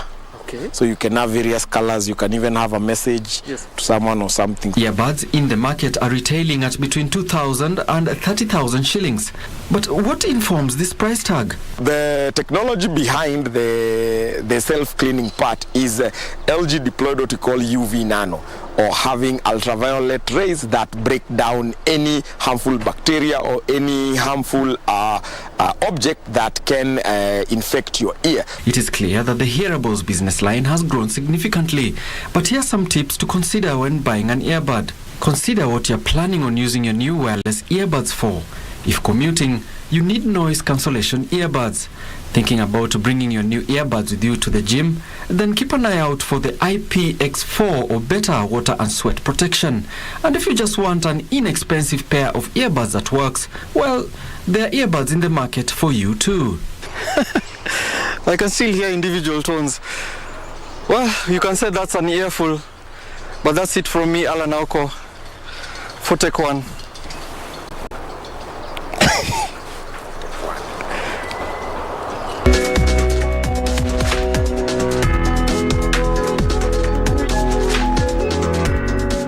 Kenya is the leading exporter of Black Sea tea in the world. However, due to price volatility, diversification has been embraced in the tea sector, with processors investing in orthodox, purple and green teas because of higher returns. Before one takes a sip of golden tea, a long and tedious process is involved. But before we get to the tea making process, it is important to note that there are different types of tea. Our focus is on the making of orthodox tea, which basically refers to loose leaf tea produced using traditional methods, hence the name orthodox. Orthodox tea is a way of processing tea. There are many ways of processing tea. But in orthodox tea, that leaf is rolled. We use a rolling machine and not a cutting machine. In a nutshell, it involves plucking, withering, rolling, oxidation or fermentation, and drying. In Mathioya, Murang'a County, to commence the process, plucking, also referred to as tea harvesting, is done by hand, especially among smallholders, or the use of machinery is employed. In this region, hand picking is preferred to mechanization. There are machines that will only be applicable on areas where the terrain is ideal. Otherwise, where it is very steep, we will still, of course, be working on hand picking. Tea harvesting involves the removal of the tender growing shoots from the surface of the bush, and producers can choose between fine and coarse plucking. For 2 leaves and a bud, and a soft one, because that will give a better quality at the factory. Now, the process of picking is to remove the shoots before it gets too long. And ideally is because when you remove the good shoots, a bud develops to become another shoot. So if you let your tea overgrow, you'll be wasting in that you cannot sell this bit here. From the tea plantations, we head to Central Highlands Kiriti factory, where tea leaves are received at the tea collection center. Freshly harvested tea leaves are transported to the factory in open lorries to ensure aeration in order to retain the color and freshness of the leaves. Here the quality of the green leaf is checked, sampling of each bag, foreign matters are removed, and loads of 10 bags are weighed and conveyed to the withering section. The leaves then undergo the withering process, which involves spreading the leaves thinly on troughs or wire netting, which allows free access to air. There are 2 types of withering: open withering and closed withering. The open type of withering is the natural way of extracting moisture from the leaves.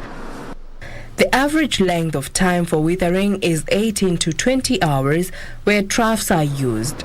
In modern trough withering system, 16 to 18 hours is the duration of wither with normal ambient air. In rainy season, to improve the surface moisture, heaters are used along with fans for 2 hours. Once we spread the leaf, we open it, we blow in air from. Depending on the prevailing weather, we can use warm air or just natural air. After achieving satisfactory wither, the leaf is ready for rolling. The machine twists the leaf, breaks it up, and expresses the juice, substrates, and enzymes. What we do here, we separate, we open up those balls to expose the leaf further to the air. Fermentation then takes place. Sifted leaves are spread out in thin layers on perforated aluminium trays in order to continue the oxidative process. The sifted leaves are transferred into the oxidation chamber for 5 hours. Here the leaf changes color and turns into a dark coppery tone.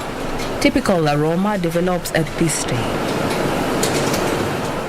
After 5 hours, we take it to the drying area for drying or reducing now the moisture. The fermentation, we control 3 things: relative humidity, we control the temperatures, and we also control the type. We set temperatures depending on the type of tea, the amount of moisture before we took it in, also depending on the ambience.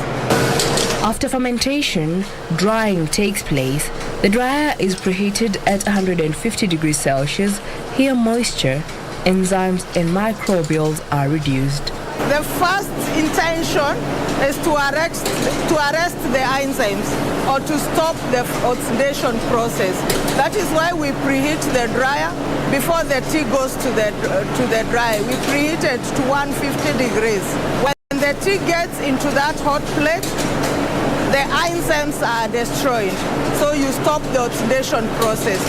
Another thing is to destroy any microorganisms within the tea itself. We don't wash the leaf when it comes, we just start processing it. But at 150 degrees, there is no microbial that is going to survive. Every hour, a moisture content, among other tests, are carried out.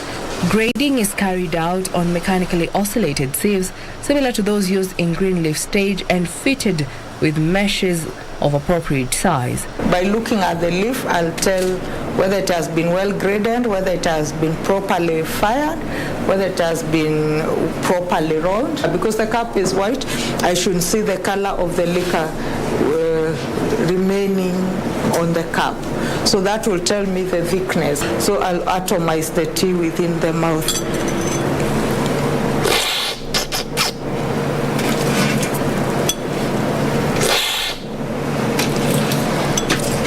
So the reason I'll pull that like that, it is to get the flavor of the tea in the mouth. I also pull it to taste with all my taste buds. Finished grades are then stored appropriately. And this is how we do it. We package it, each grain in its own packet.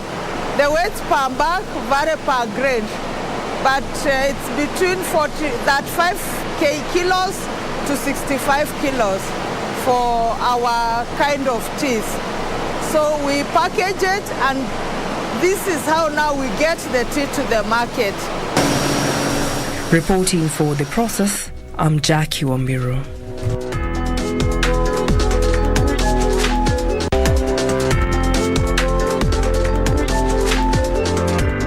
On this exciting episode of The Process, we take you behind the scenes to witness the fertilizer making process. Fertilizer has been an age-long product, mainly from natural organic material like manure compost or other animal and plant products. And what we realize is that unfortunately, the traditional methods of using fertilizer have been not as great as it was. With the advancement of technology, farmers now have embraced organic fertilizer that is made up of chemical components that contain necessary nutrients.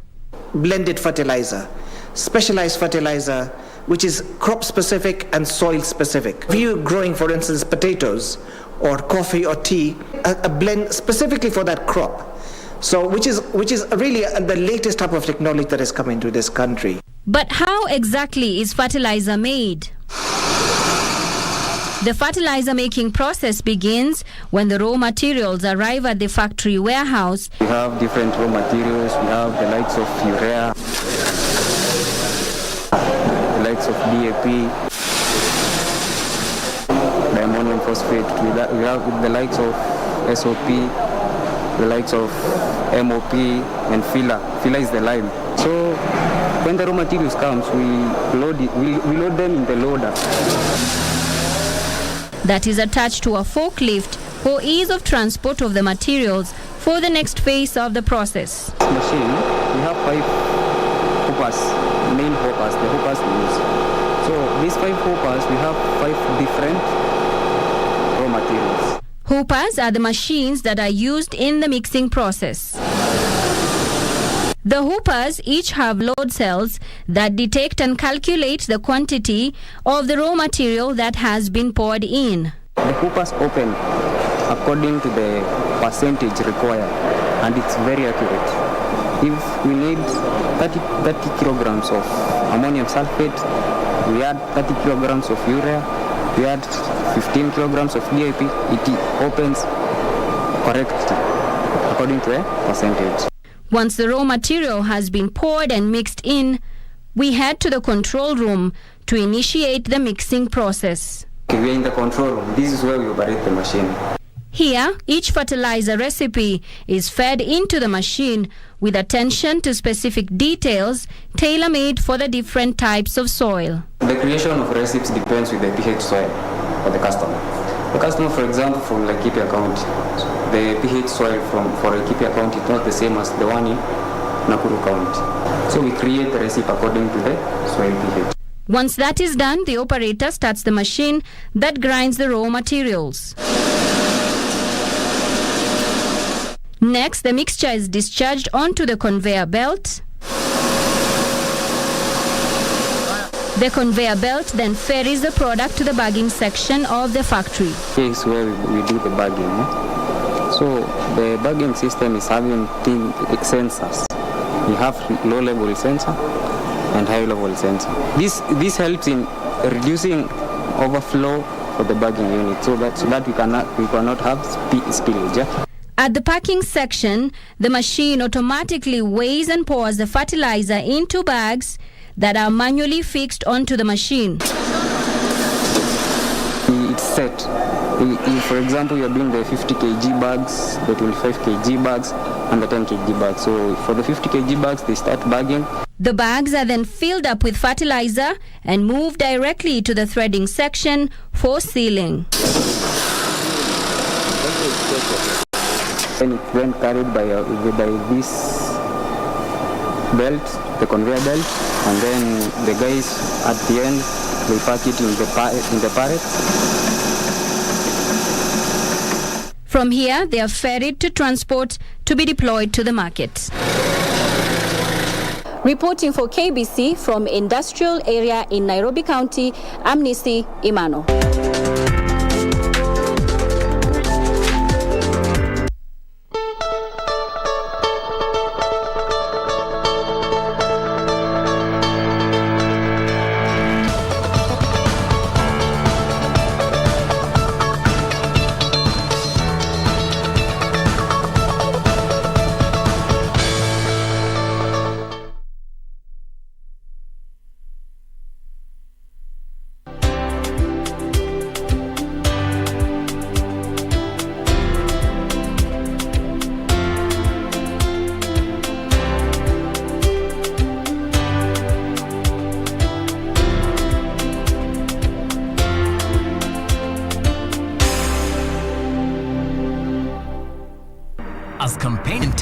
for the upcoming general election, what does all this mean for you, the voter?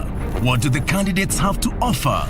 How prepared are agencies charged with the election process? Join John Kuria and Safina Chieng on Kenya Decides. This and every Tuesday from 10 p.m. on KBC Channel 1 as we unpack elections 2022 with a panel of various stakeholders. Make informed electoral decisions.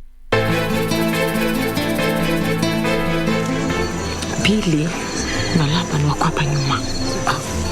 Unaendeleaje? Better without you all over my face. Lakini kama leo hakutaki, siakwambie tu. Hata sio kwa kufikiria watu kualika watu kama hiyo. Kufanya hii sherehe limeniudhi sana. Wenyewe wanasema kila soko lina mwenda wazimu wake. Naona yule ndo wetu hapa.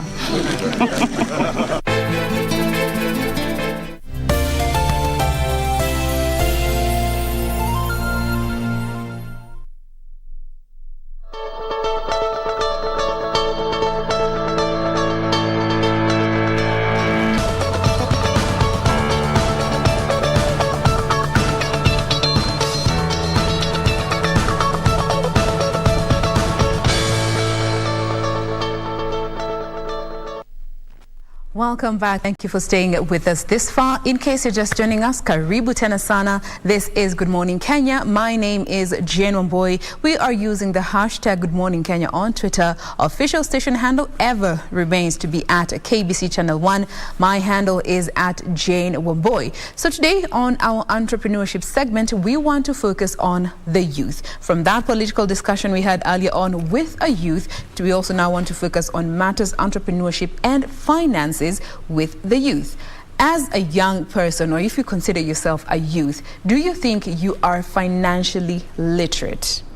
From how you handle your money, be it money from a source of income or an allowance that you're given by your parents or any form of stipend that you have, how would you term your experience with this money? Would you consider yourself a financially literate youth? To help us with this conversation this morning, we have Samuel Ouma, who is a financial expert and entrepreneur. Good morning. Good morning. Thank you so much for making time to be with us. Thank you too for having me. Are you on the social media platforms? Yeah. How can our viewers be able to interact with you? Yeah, you can Twitter at Samuel Ouma Kauga. Yeah, I'm on. I'm more prominent on Twitter. All right. Samuel Kauga Uma. All right, fantastic. Yeah. So if you want to direct any questions to him, feel free to do so. Now, when we talk about financial literacy, many people might find this term to be foreign. Like, I only hear that when there's a bank report being put out or there's a big shot financial guy talking about this. But from your experience, how would you define financial literacy? Okay, thank you so much. Let me make it conspicuous in simple terms way. possible. Yes. Yeah, financial literacy is when you are cautious of your financial well-being. It matters. It's not necessarily about money. In matter of your networks also, in matters of your surrounding, and for your growth. Yeah. So having a clear vision of your money and how you plan your money and things like that. Just being cautious of your every cent. Okay. Yeah. Now, for the most part, we always hear that the youth are not financially literate, a big chunk of them at least. Is this a statement that you actually would agree with? Yeah, I agree. And we've done a research on that. Yes. We did a research on, and it's partly because they're not exposed. There's massive financial exclusion of youth in the country, and also because they are of themselves, they not take part of the financial discourses, and then they not keep themselves updated on the financial dynamics. So it's partly of themselves and partly the system has excluded them. This system. Now, let's look at some of these issues that could be contributing to this factor.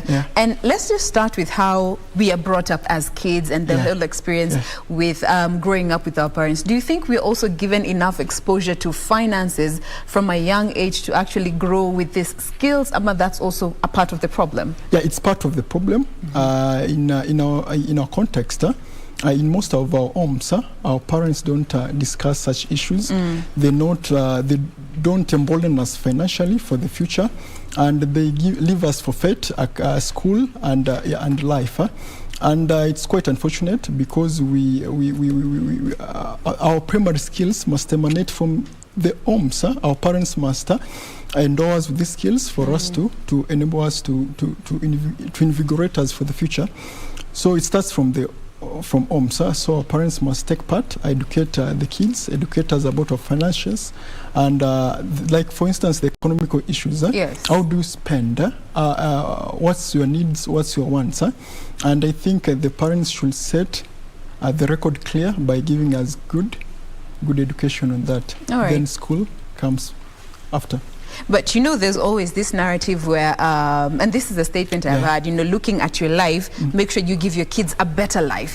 In trying to give me a better life, we give them everything. And do you think that also could, in one way or the other, contribute to them not being as financially literate as they need to be, because we give them everything and they don't know the struggle or what the hard work from a very young age?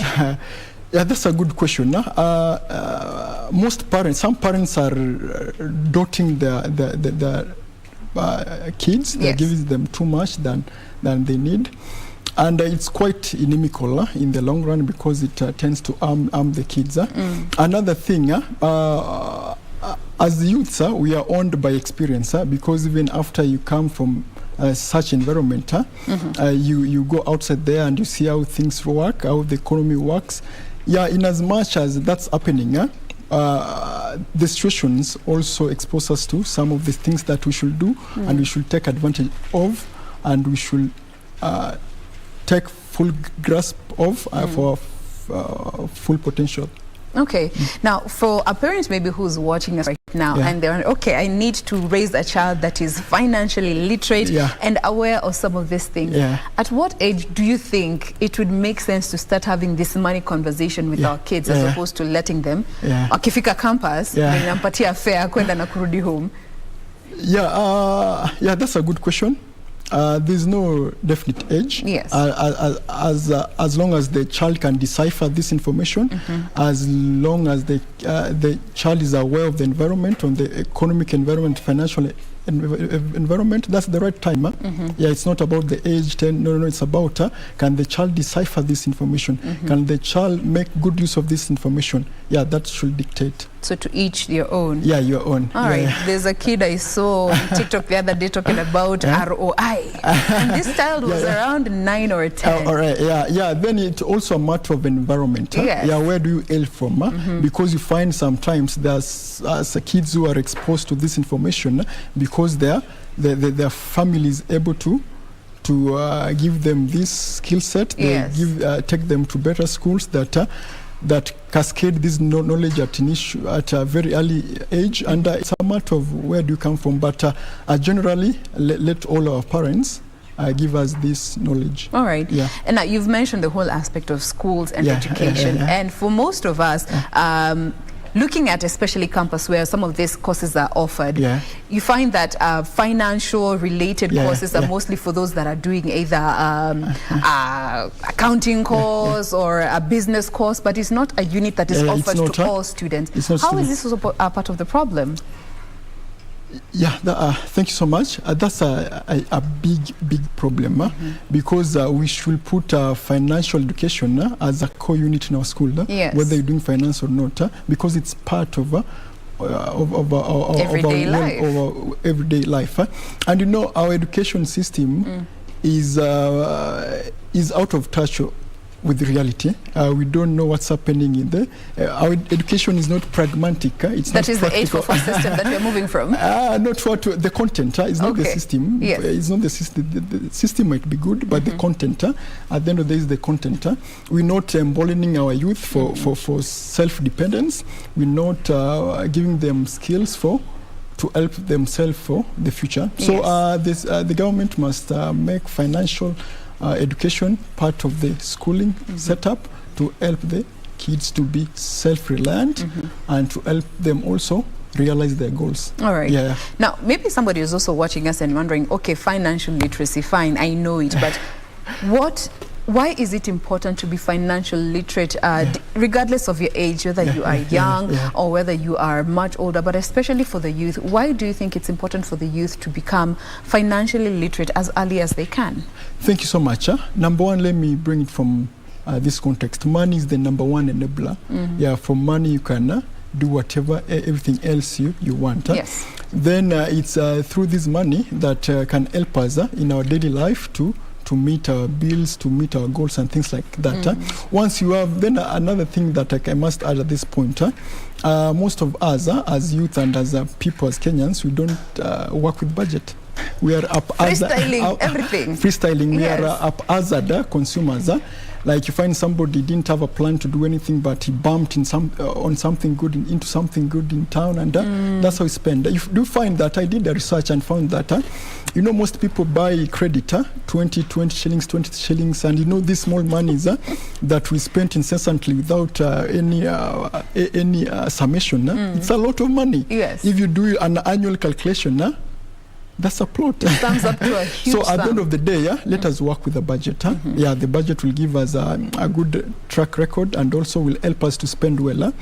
Because then another thing, it's because of our economy, or I don't know, because of our culture, most of our people don't want to budget for wholesale expenditure. Once you budget for wholesale expenditure, things are cheap. Yes. Things are, you get, mainly things are cheaper. Most of us, it's part of our culture. It's not partly culture, partly economy.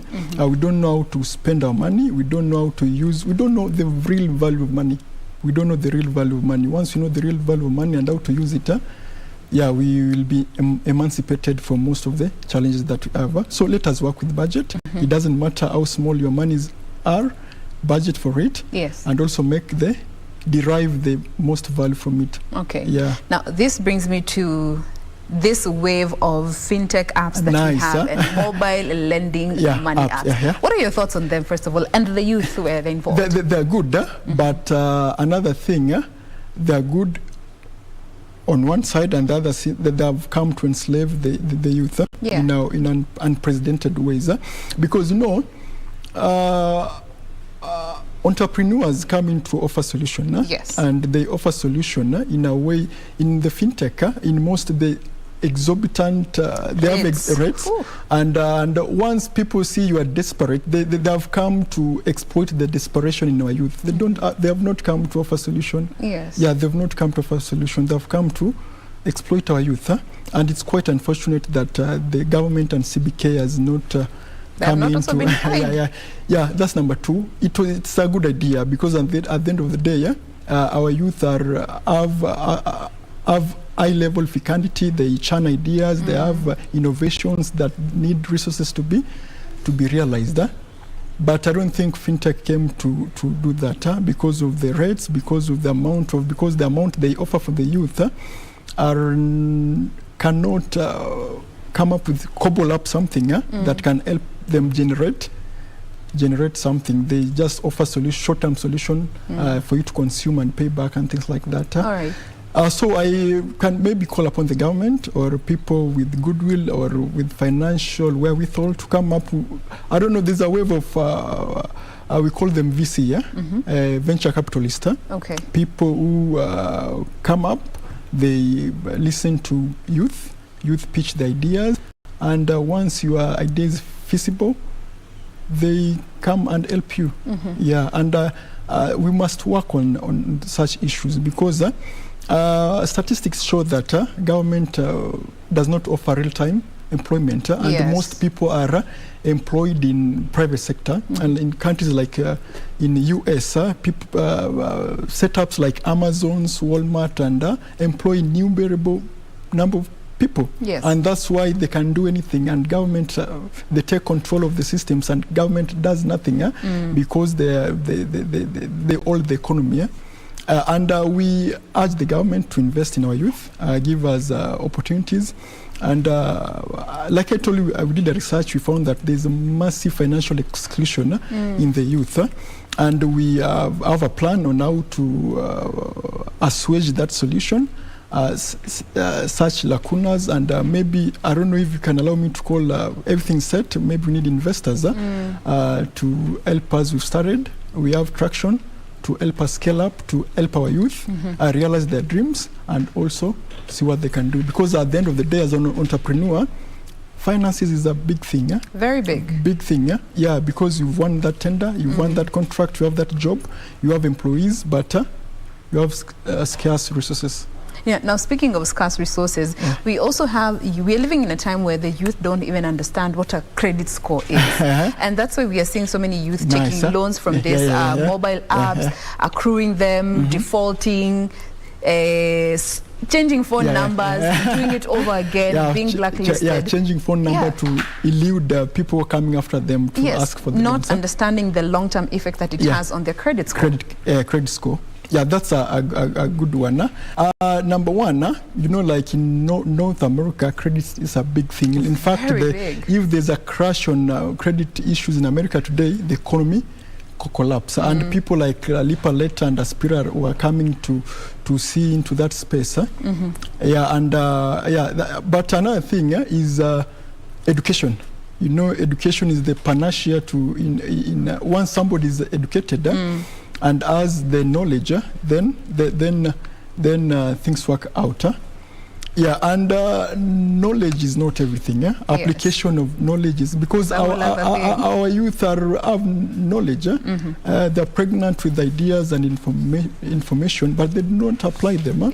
Number two is now the government also to create a suitable, conducive environment that can help our youth to realize their dream and to help them expose their financial potential. All right.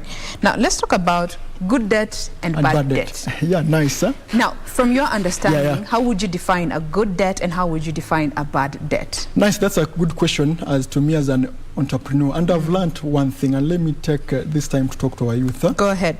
Debt is a good thing, but debt is there to actualize a proven strategy.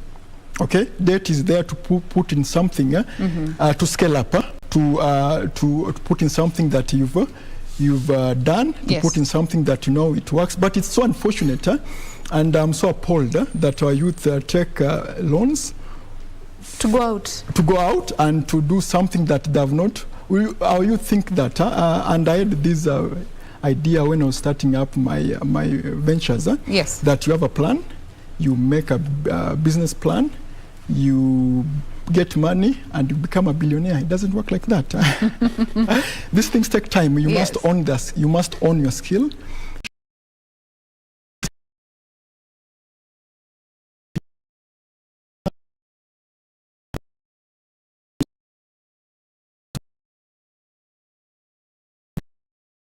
In a dicey situation, yeah, loan is a good thing. Debt is an enabler. Debt is a enabler, yeah. And if you know how to use it, good for you. If you don't know, that's why we're having this discussion. Yeah, so I have a proven system, know how your system work, and we call it, there's a shark and a dolphin. I came to learn about this when I'm in line of my entrepreneurial journey. You find like banks are like sharks, and as you start your venture, as you start your financial journey, and financial is a issue, get money from dolphins. Dolphins are your family members. Dolphins are your friends. Because there are high chances that you'll tank in your first venture. And if you tank, the dolphins will not come at you with the rage that sharks will come at you.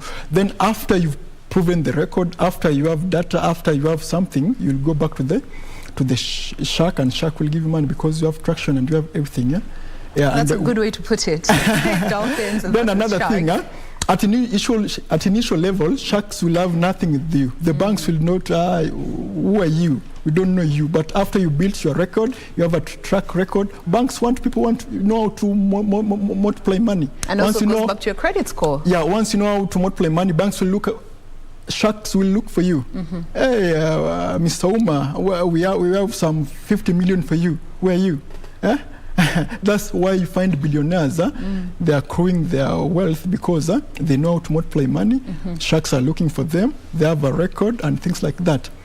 Yeah. All right. Now, we're living in a time where the social media platform has revolutionized everything. The online platform, it has disrupted everything, your traditional way of doing business. And the youth are at the center of this disruption. How can they also turn around this social media wave? Because we are seeing so many youth earning money from the social platforms, but they don't know how to handle this money as well.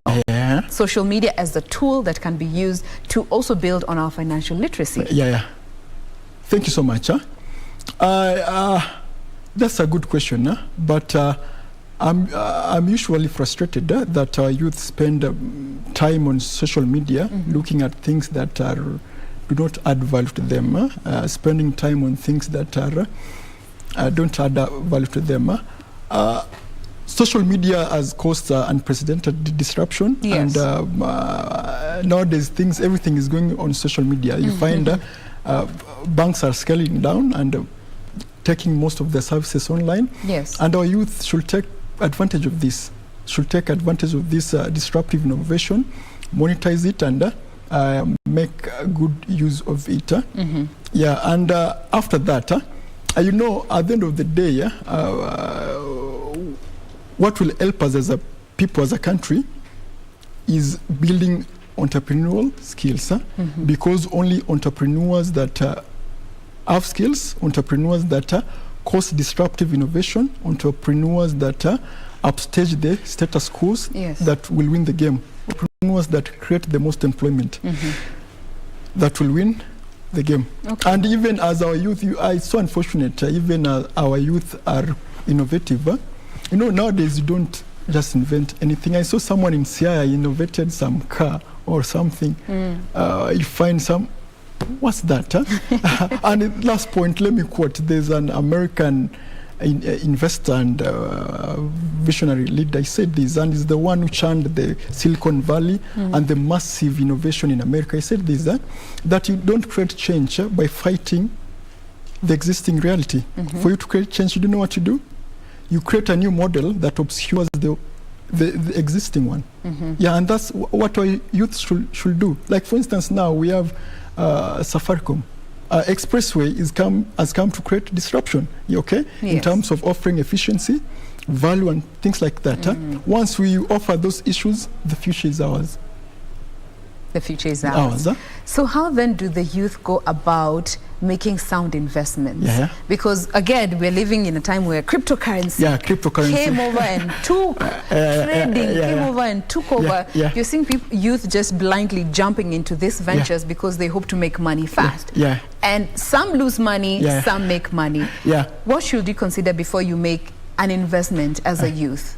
Okay, thank you very much. Let me start by saying that life is not a one-size-fits-all. There's some things that work for somebody, there's some things that don't work for somebody. Number one, before you get into anything, understand it A to Z. Okay? You find our youth, they just hear, oh, there's good money here. Quick fast, let's go. And that's why you find like this pyramid scheme, they do well in our context. Because you find our youth, they are quite illiterate. And it's partly because of economy. You know, our incomes are so sporadic. You have your 50,000, you don't know where you get your next money. So you find you want somewhere you can get this money to multiply it fast to generate more money. Number one, understand what you're going into A to Z. Number two, things take time. Things take time. Patience. You know, we see these billionaires and we think they're overnight billionaires. No. They waited their skills over a good number of years for them to be there where they are. So for our youth, things take time. Number two, understand what you are getting into A to Z. Number three, get full information, and information is everywhere. Due diligence, do your research. Do your research. We have everything is in the internet. Don't just jump blindly because... And also another thing, we need mentors. People who are, let us be under tutelage of great men. Like for me, I have a professor of entrepreneurship, Professor Bitangi Ndemo. I really appreciate because I've been under his tutelage. The knowledge he has dispensed and cascaded to me is so immense, and I really appreciate. It has contributed to where you are today. All right. Now, let's talk a bit about saving culture. Yeah, saving culture. For most entrepreneurs, some say I took a loan to start my business. Others said I saved up for a number of years to start my business. We also have not many youth save money. Yeah, save. One, because of the high cost of living. Yeah, high cost of living. And responsibilities that one could be having. But inculcating that saving culture in our youth to consequently become financially literate and financially stable. Your thoughts on that? Thank you so much. In that context, let me... First of all, do you think saving is good? Yes, saving is good. But the question is, how do you save? Because there's also inflation. There's also inflation. How do you save? Because you cannot tell me that 1,000 you have now is more valuable than the one you'll get next minute. Yes. That's the economics of money. How are you saving? Don't just put your money in the bank and do like that. But at the end of the day, save in a way that adds value to your money. You start with savings, then you invest. Number two, we have issue. There's a big issue that we have in our country. It's called black tax. I don't know if you heard of that. I know black tax. And it's so unfortunate. Black tax is family responsibility for those who might be wondering. Yes. It was and it's it's only African because I've went to other jurisdiction and I was with a friend. He has a family. And he calls his mom, send me money, I don't have money. And what? This is happening? How? Can you do that in Africa? That's a curse. Yes. So what we can do about that, let us increase our financial avenues. Let us, for us to meet all our expenses and to have something to save. You cannot only depend on one source of income. Yes. Things are, life is so capricious. You don't know what will happen next. They can say tomorrow, KBC is closing. The government is bankrupt. Okay. Something happened and that's it. So let us have a number.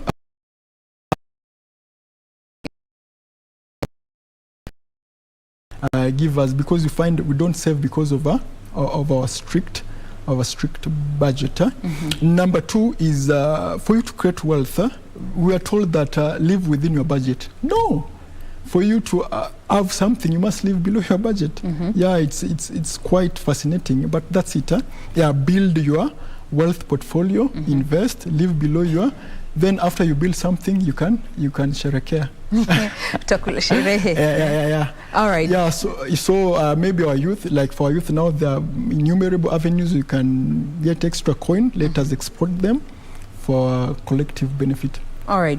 Now, there's also this wave of group of friends coming together, especially the youth, and starting up a business. Nice. What are your thoughts when it comes to group ventures, and what should you bear in mind, or rather would you advise the youth when it comes to going into business together? Nice, and that's what we call social capital. Yes. And that's the future, because number one, we have different aptitudes, we have different skills.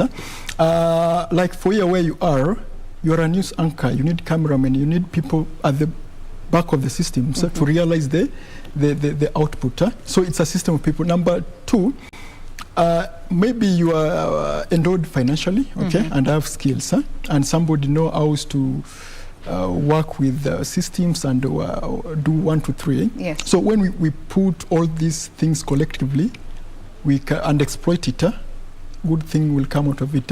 So you can't work alone. You can't work alone. And once we build these networks, and another thing that I might say, who are you? The big question also is, who are you building networks with?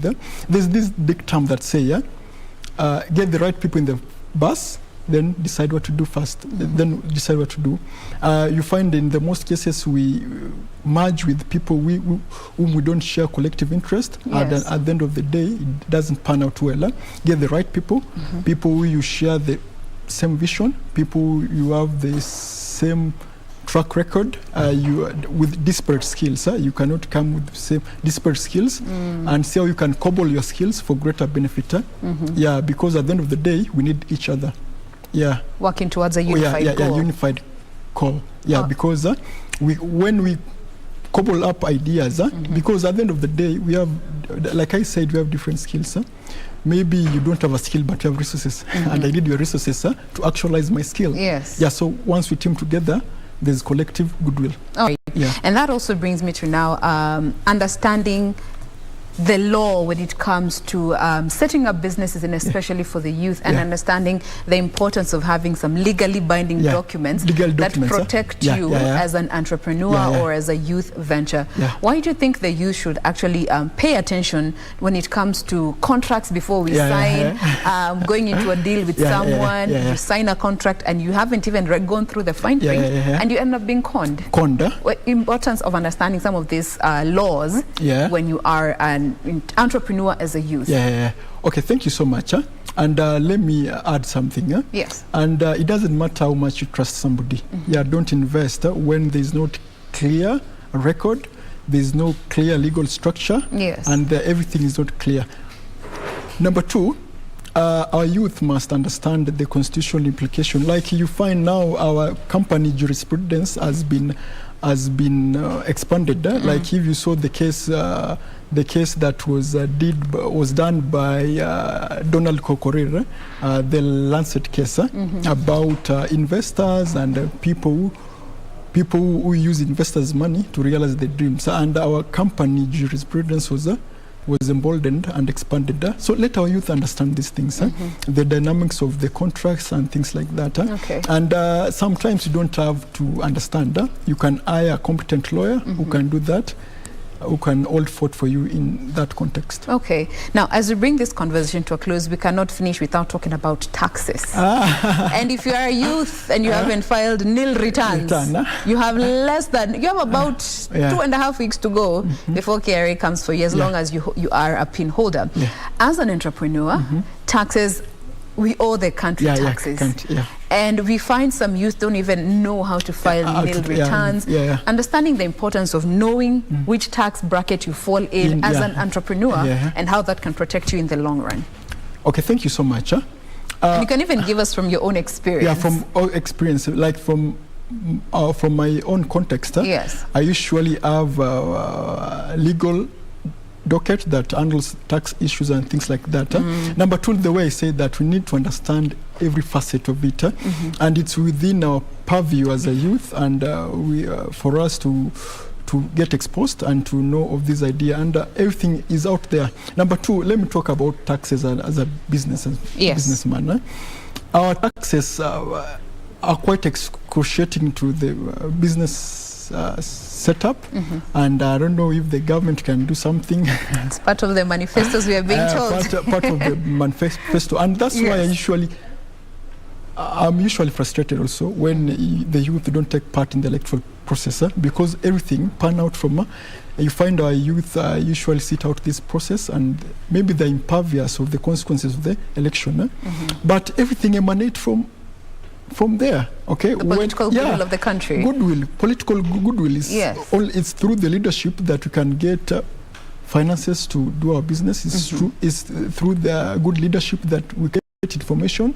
It's through good leadership through the government that the government can create avenues for the youth to expand their skills and do something for the economy. Therefore, our youth, let us not sit down, sit out the electoral process. Let's take part and stand for something after listening to either sides and make a position. An informed decision. All right, now as we close this conversation, there's your Karma, just your message to the young people and everyone who's watching us today when it comes to financial literacy and, the benefits that we stand to gain as a people. Go for it. Okay, thank you so much. Let me talk to the youth. Number one, finances, money is the biggest enabler, and therefore I ask our youth to build their social network, concord with their circles also, and to seek resources to expand their avenues for good life. Also, I know our youth have ideas. They are so profound with innovative ideas, and also call the government to come in to help our youth to realize their dreams, and also ask our youth and our people to use budget in using their monies, and also to understand the real value of money and to spend it prudently. there you have it. Spend prudently, and this is a skill that you stand to benefit from for the long run. Financial literacy. Thank you so much for making time to be with us. We have been speaking with Samuel Ouma, who is an entrepreneur as well as a financial expert. We do hope that this conversation has benefited you in one way or the other when it comes to your financial journey. That is the end of this conversation. We take a breather. We will be right back. Do stay with us.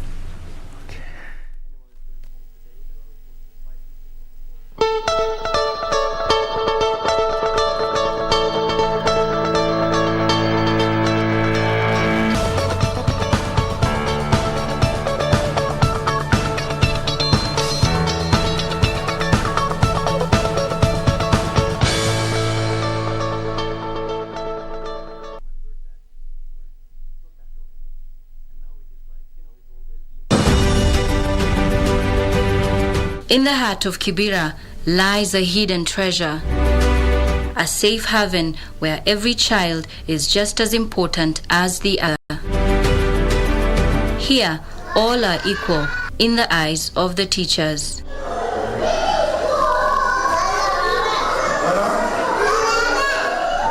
The school is a Tayani within Kibera. It admits children with all sorts of learning disabilities, offering them equal opportunity to the right to education.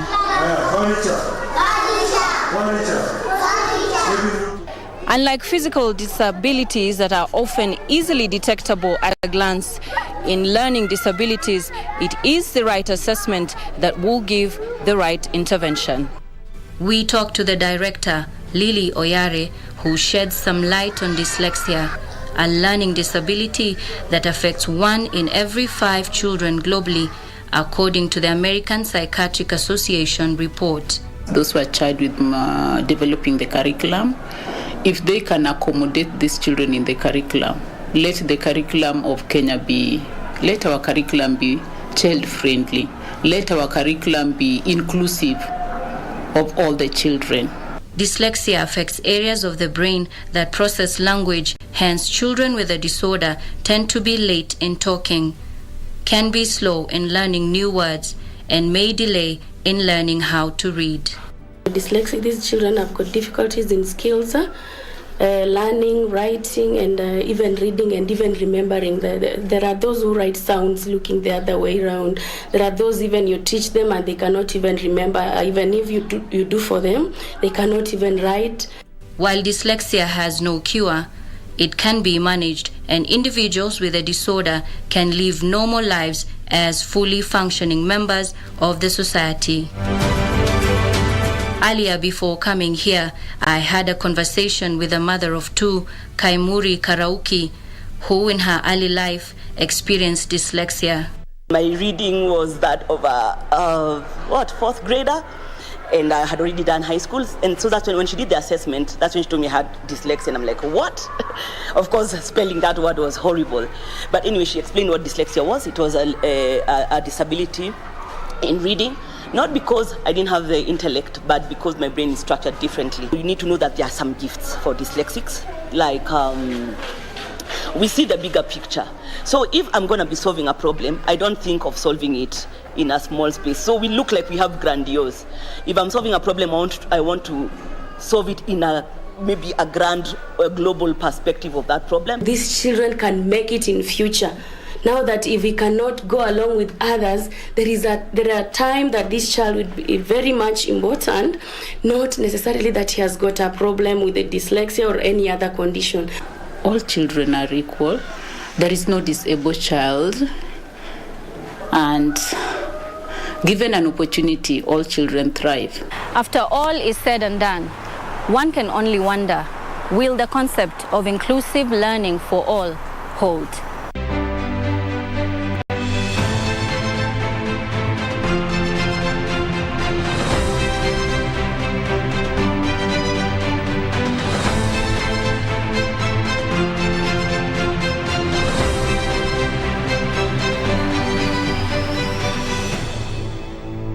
Charity Kaluki Ngilu, born on the 25th of January 1952 in Mboni, Makueni district, became one of only 5 women in Kenya's parliament in 1992, following her election as Kitui Central Member of Parliament on a Democratic Party ticket. In the December 1997 general election, she was re-elected to Parliament on a Social Democratic Party ticket SDP, but lost her bid for presidency. Kenyans want to see new leadership in place, and that is why they are giving me this support. And I do believe that Kenyans also now believe in what I've been saying and believe that we can remove the current leadership. Ngilu would in 2002 join the National Party of Kenya, which became part of the National Rainbow Coalition NARC that won opposition leader Mwai Kibaki the presidency. It was in the same election that Ngilu was elected to Parliament for at that time to represent Kitui Central in Parliament. In 2003, President Kibaki appointed Ngilu the Minister of Health, a post she served until 2007. On October 5, 2007, Ngilu announced her support for the Orange Democratic Movement and its presidential candidate Raila Odinga in the December 2007 general election. Ngilu would be re-elected to represent Kitui Central for 4th time in December 2007. Following the disputed election that saw the formation of a grand coalition, Ngilu was appointed Minister for Water and Irrigation, where she served from 2008 until 2013. In the 2013 general election, Ngilu vied for the Kitui County senatorial seat but lost to David Musila. Following Uhuru Kenyatta's victory in the 2013 presidential election, Ngilu was appointed Cabinet Secretary for Lands, Housing and Urban Development. She resigned from the cabinet 2 years later amid corruption allegations. After 2 years in the cold, Charity Kaluki Ngilu would give elective politics another shot, this time successfully vying for the Kitui gubernatorial seat. Ahead of the 2022 general election, Ngilu became part of the Azimio la Umoja One Kenya alliance, backing the Raila Odinga Mother Karua ticket in the August 9th general election.